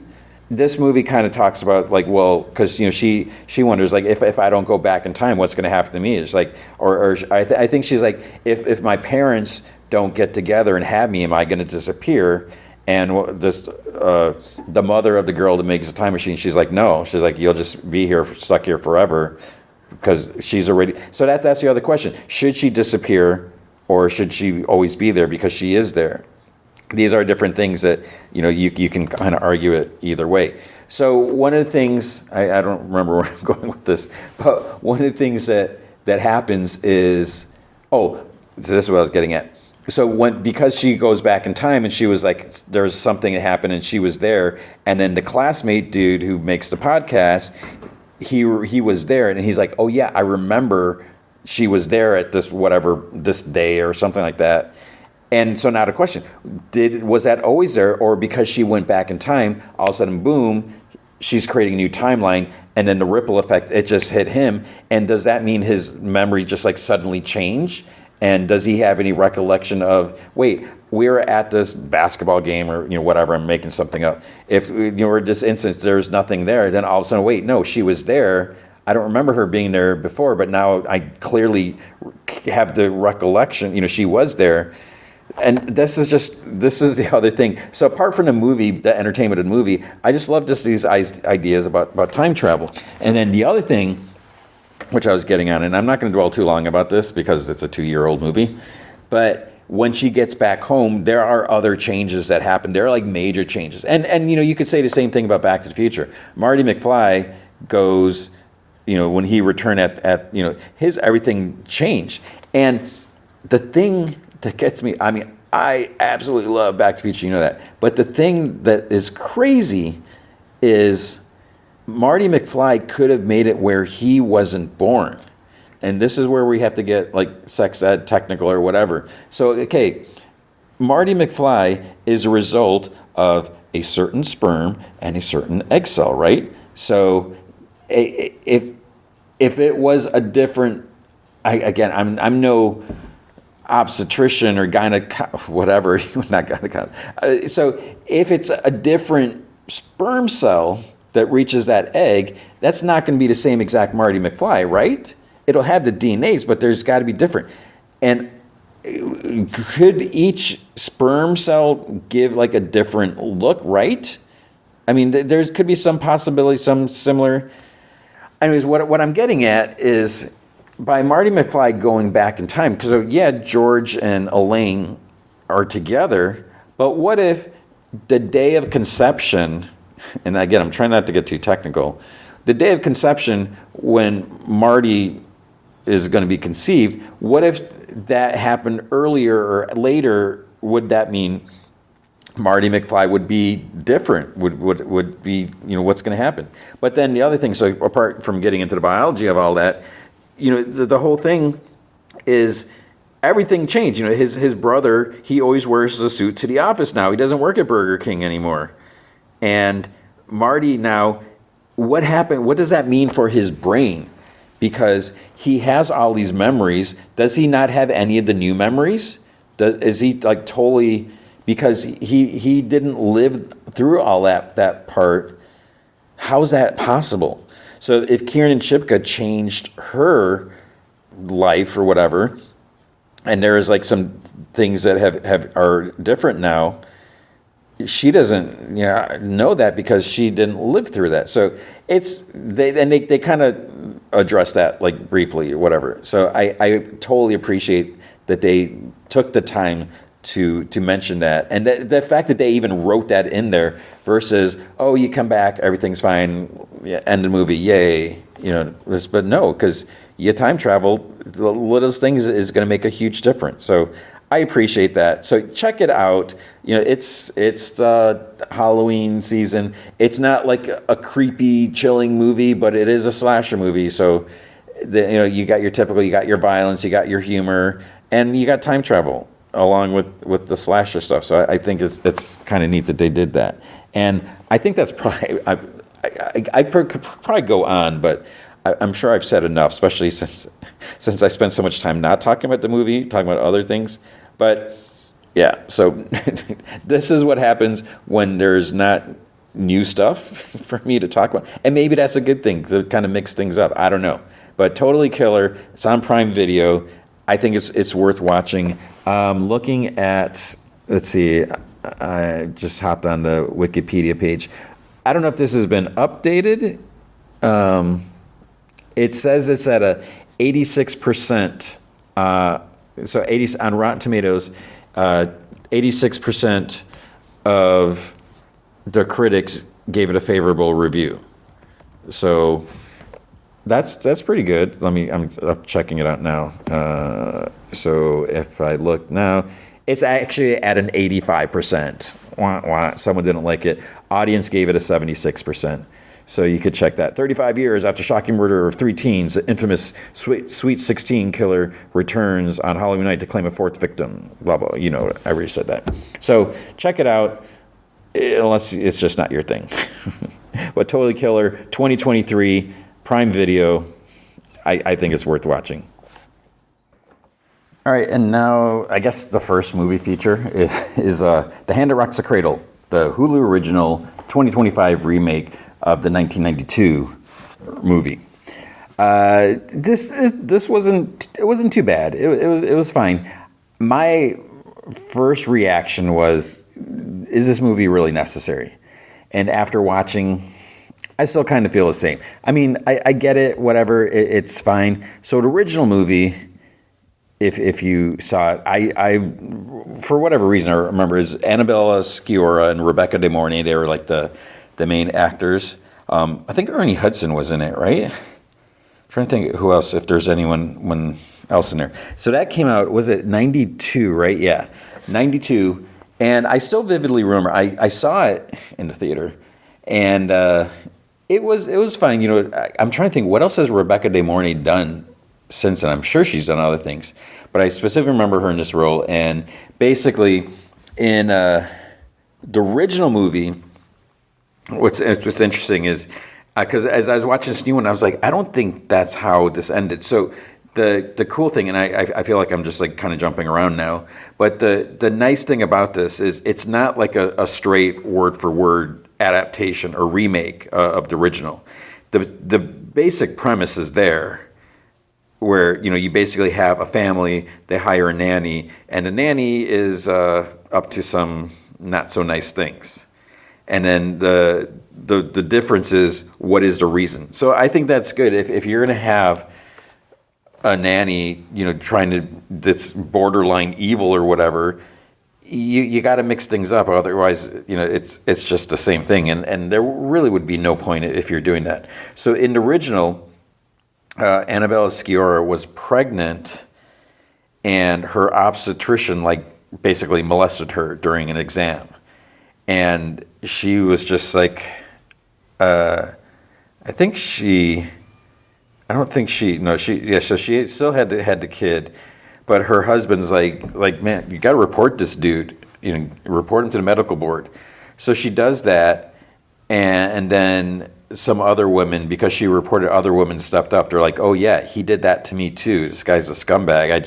I didn't know what I could do about it. So because several women have now stepped forward and accused him, he was gonna lose his license and all, everything. It wasn't looking good for him, as it shouldn't.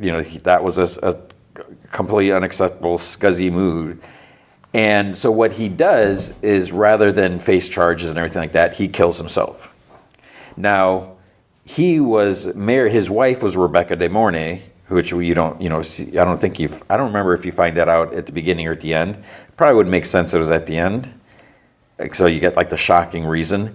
But she was pregnant herself, and then she lost her baby just the stress of the accusations against her husband, and then him killing himself, and then she found out that I think there's no life insurance because he killed himself, and maybe I don't know if she was going to lose the house. She was going to basically lose everything, and because the stress, I think she ended up having hysterectomy or something like that. So she could never have kids again. So she lost her husband, lost her kid, lost any chance of having kids, and all this stuff.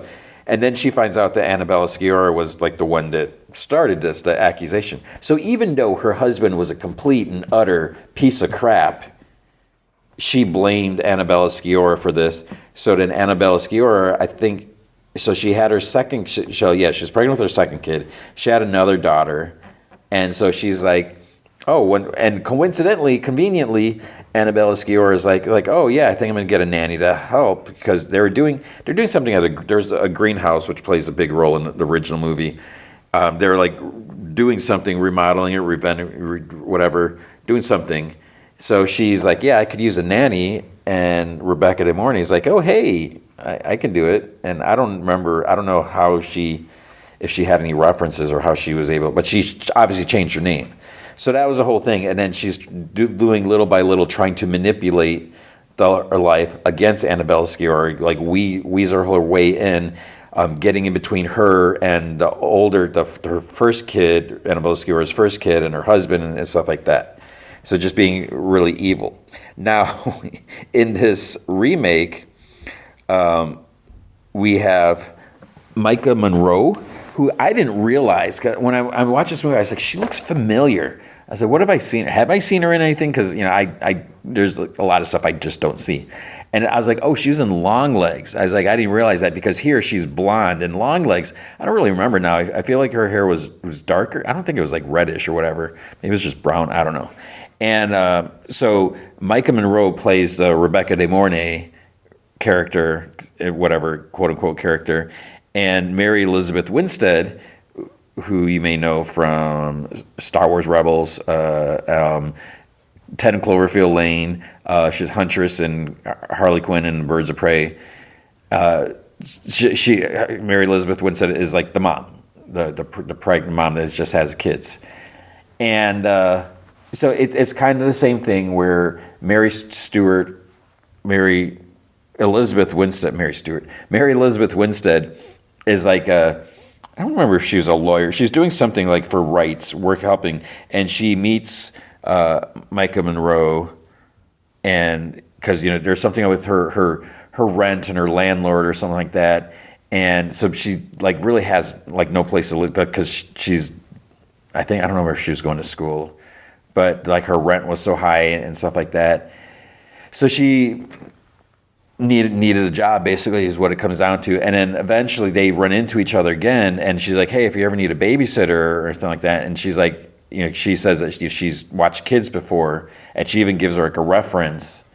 And what was weird, because when Mary Elizabeth Winstead calls a reference, and she's like, yeah, she was great and everything, I would be like, and how come she's no longer employed for you? Was it that the kids grew up no longer? But it doesn't have to be anything diabolical or anything. I was like, oh, she's so great, well, how come she's not still working for you? I would try to ask that if you're checking, what was the reason? Did you guys move or what? So it just becomes this tense movie where Maika Monroe is just little by little doing manipulative things, and she kind of starts from the beginning, and you have no idea why. You get this flashback where you see maybe Maika Monroe as a girl, and there's this fire at her house, and you see the people inside. There's a baby screaming. Her dad's in flames and everything like that. And I think there was even a newspaper article that her whole family burned in this house. So okay, she had a horrible childhood. If her family's dead, she's probably going to be in the system, whatever, foster care. So maybe she's had a rough life, but why would she want to do evil things? Is she just that really affected? What's going on? So it kind of starts off right away, and like I said, I think I already said this, where she just starts like little by little doing things. Because like one of the things is like Mary Elizabeth Winstead, she's like, no sugar for the kids. And then she's sneaking sugar to the kids. She's trying to get the kids to like her. So like the older daughter, who there is times she annoyed me, but I think that was kind of the point. So she was a good actress sometimes. I mean, she carried her role. I mean, she knew her lines. I mean, obviously, but she just really like dove into it and took position. But there's times where I hate you. She like just like turns on her mom. It's like, dude, you're not a teenager yet. I mean, she's maybe like 8 years old or something. I don't know. I'm horrible with ages, young ages. But yeah, so Maika Monroe, she's really trying to become chums with the older daughter and everything like that. There's this one part that was just disturbing where the parents go out or something like that, and she's holding the baby. And then she's just like looking out the window, whatever. She puts the baby down, and then the baby just like starts crying, or she's starting to cry before she can put her down. So Mike Monroe just sets her down on the floor, and then the baby's crying, wanting to be comforted, and she just like walks right past her and goes on the other side. And the baby's just it was kind of heartbreaking. It's like this poor baby. It's like what's the point of this? Because in the original one, like Rebecca De Mornay, since she had lost her kid, she started breastfeeding Annabella Sciorra's baby to try to get the baby to bond with her type of thing.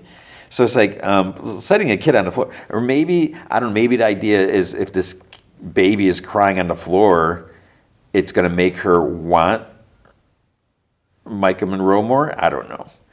But yeah, it just, so as you're watching, this is one of those movies where I'm like, oh man, I don't know if I want to watch this. I mean, joking, obviously I was going to watch it, but it's just, it gets a little tense, not like horribly tense, because I know some people don't like stuff like that, but it's just like, oh, because you see just the stuff that she's doing, and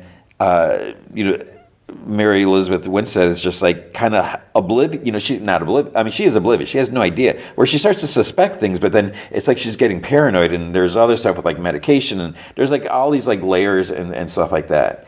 And then you do find out like why, because as you're watching this, it's like, what is her deal?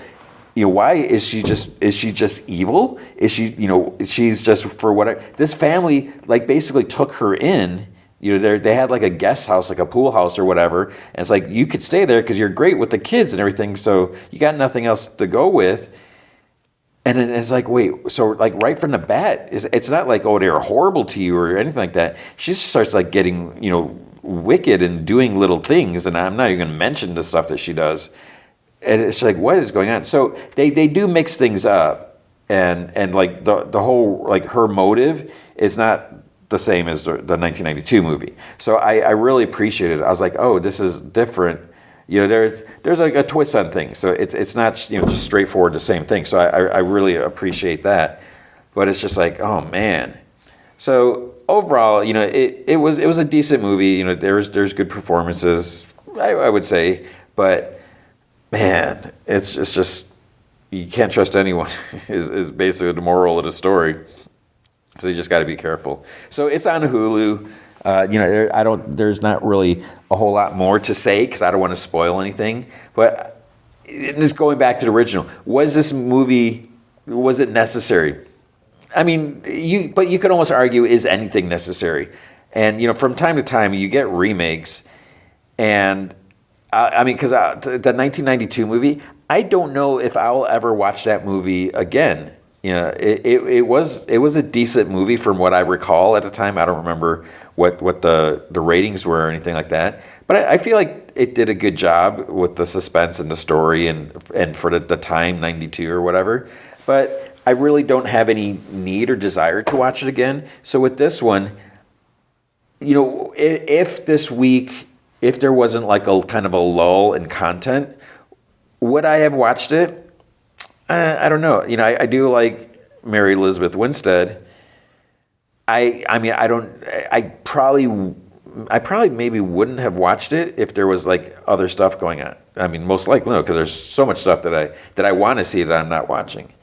I'm kind of glad I did watch it because it was a good performance, and stuff like that. But again, is it necessary? That's debatable. Like I said, I'm not going to go back and watch the original. I saw it.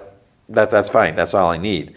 And so here it was like a new piece of content, and there's some differences and stuff like that. So it held my attention. It entertained me. As much as a movie like this would entertain you. If you're like, this is not the most upbeat, content. So is that entertaining or not? Yeah, maybe. So it was fine. They did a good job.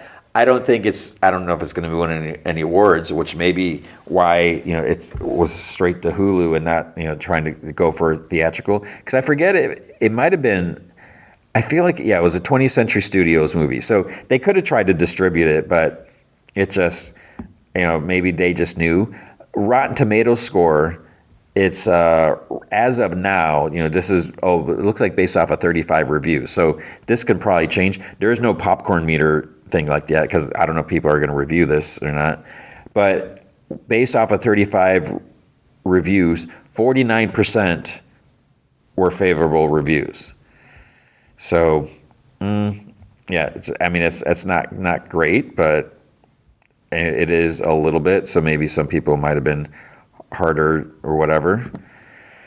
So there you go. That is The Hand That Rocks the Cradle. I would say it's worth watching if you got nothing else to watch. Don't go out of your way and don't make big plans to watch it. But I'm glad I did watch it. I've seen it. Okay, there you go. Same thing. Am I going to watch this one again? Probably not.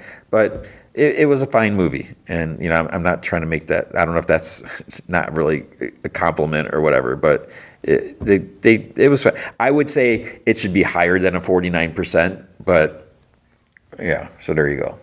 So that is The Hand That Rocks the Cradle.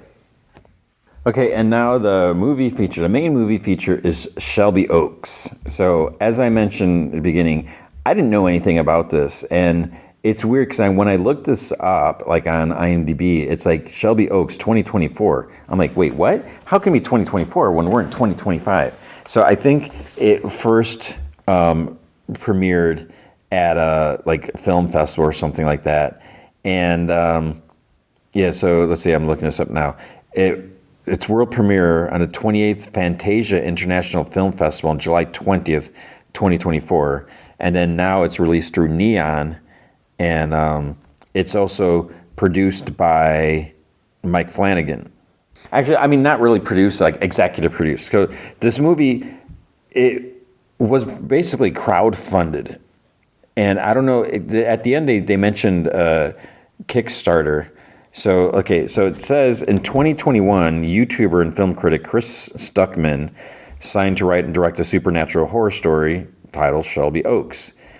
Yeah, so production was scheduled to begin in late 2021, but was delayed due to insufficient funds and a potential strike by the International Alliance of Theatrical Stage Employees, trade union. So then the funding was achieved via Kickstarter that began on March 1st, 2022, and on March 21st, Shelby Oaks became the most funded horror film project on a Kickstarter after raising $650,000.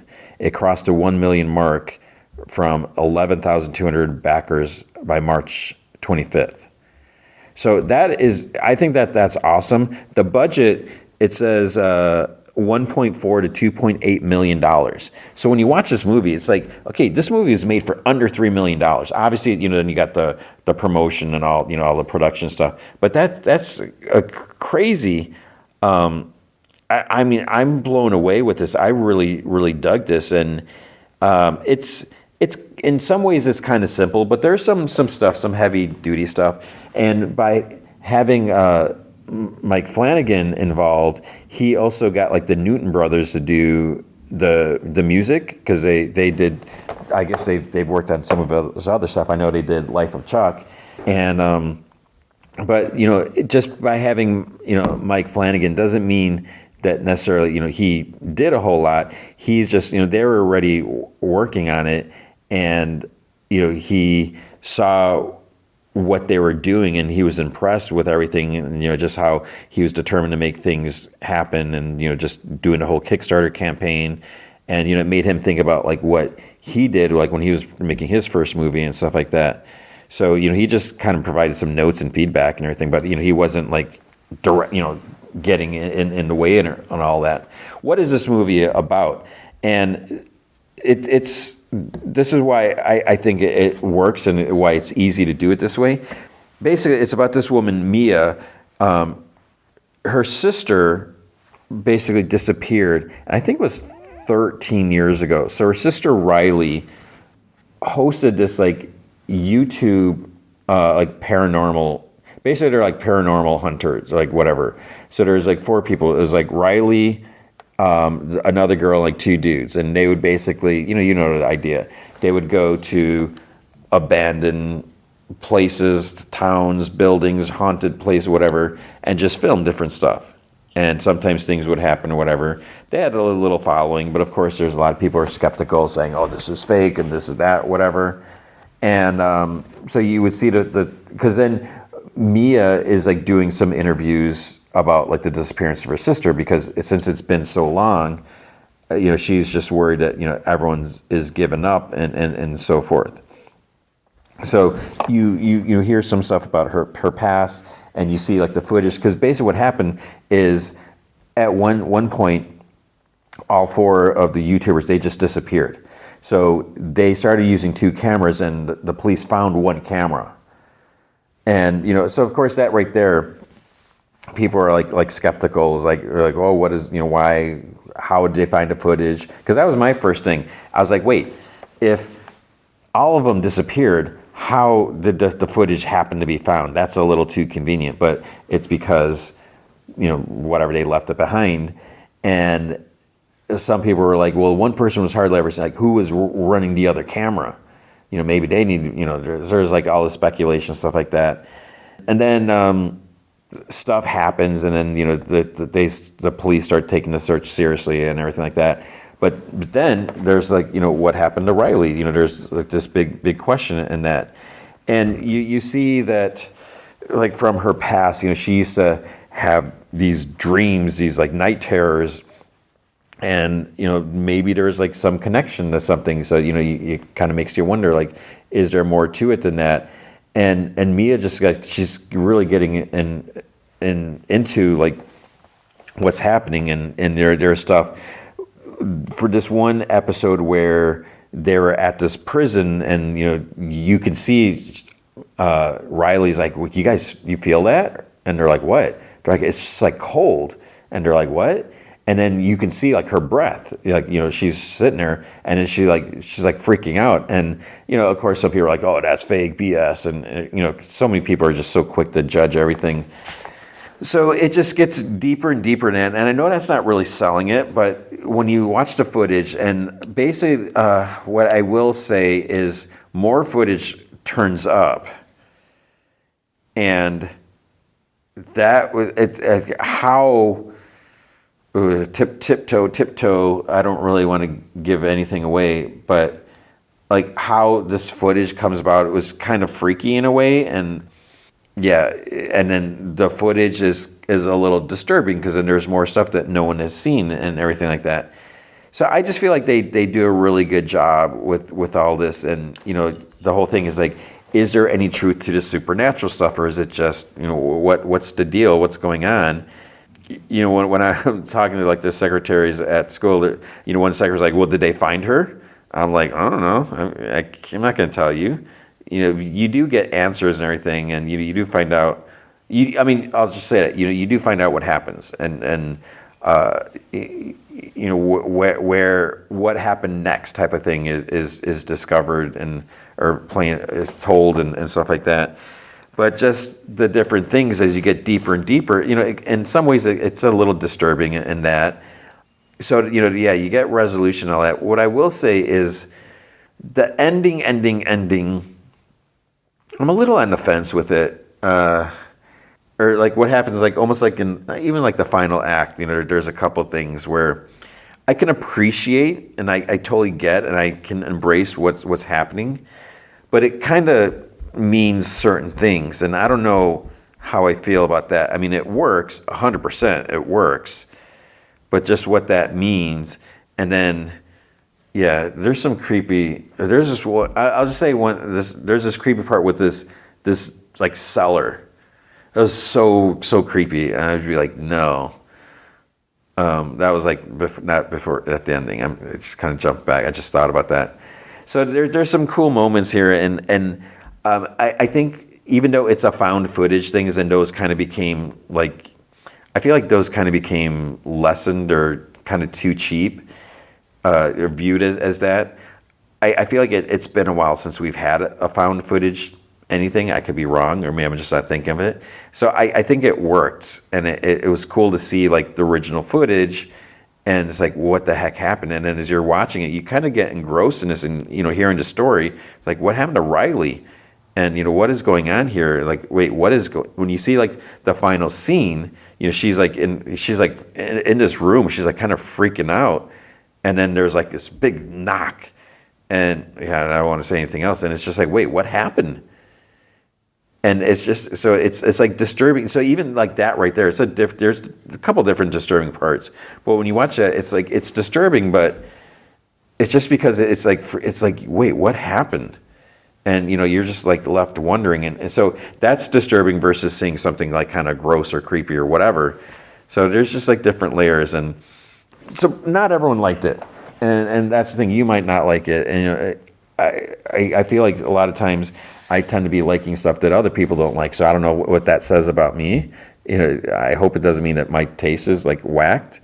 But on Rotten Tomatoes, when I first looked, what was it, Thursday night, it was at a 67%. 67% of the critics gave it favorable ratings. Now it's down to 60%. So it dipped a bit. But again, I'm sure so many people are just like hoity-toity, whatever. The popcorn meter, it's at a 72%. So audience are digging it.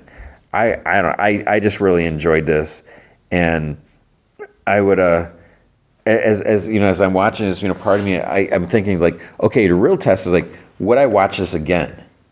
And maybe. I would like to watch it with, especially like like my daughter wanted to watch it, or some, watching it with someone who hasn't seen it. But I might be tempted to watch it again. But it may not necessarily be something that you'd want to watch over and over again. Kind of like, I don't really want to compare it to Blair Witch Project, but it's something like that. When you watch it for the first time, it's like, holy crap. But then you're not going to watch it again, probably for like a few years, because you've seen the hook and whatever, the reveal of the story, whatever. So yeah, I do feel like I want to see it again, but I don't know if it necessarily would be like, I want to see it again next week, or if I do watch, maybe I would watch it again soon, but I'm not. But if that happened, I don't know if I would watch it again, immediately. So I'm kind of, what I'm getting at is like, if it goes on sale, there's probably not going to be a steelbook for this, because it's such low production, or low, it's like we didn't get one for Life of Chuck, and I would totally have bought that. So yeah, would I buy this movie? Maybe, and, add it to the collection. But yeah, so there you go. I do think it's worth watching.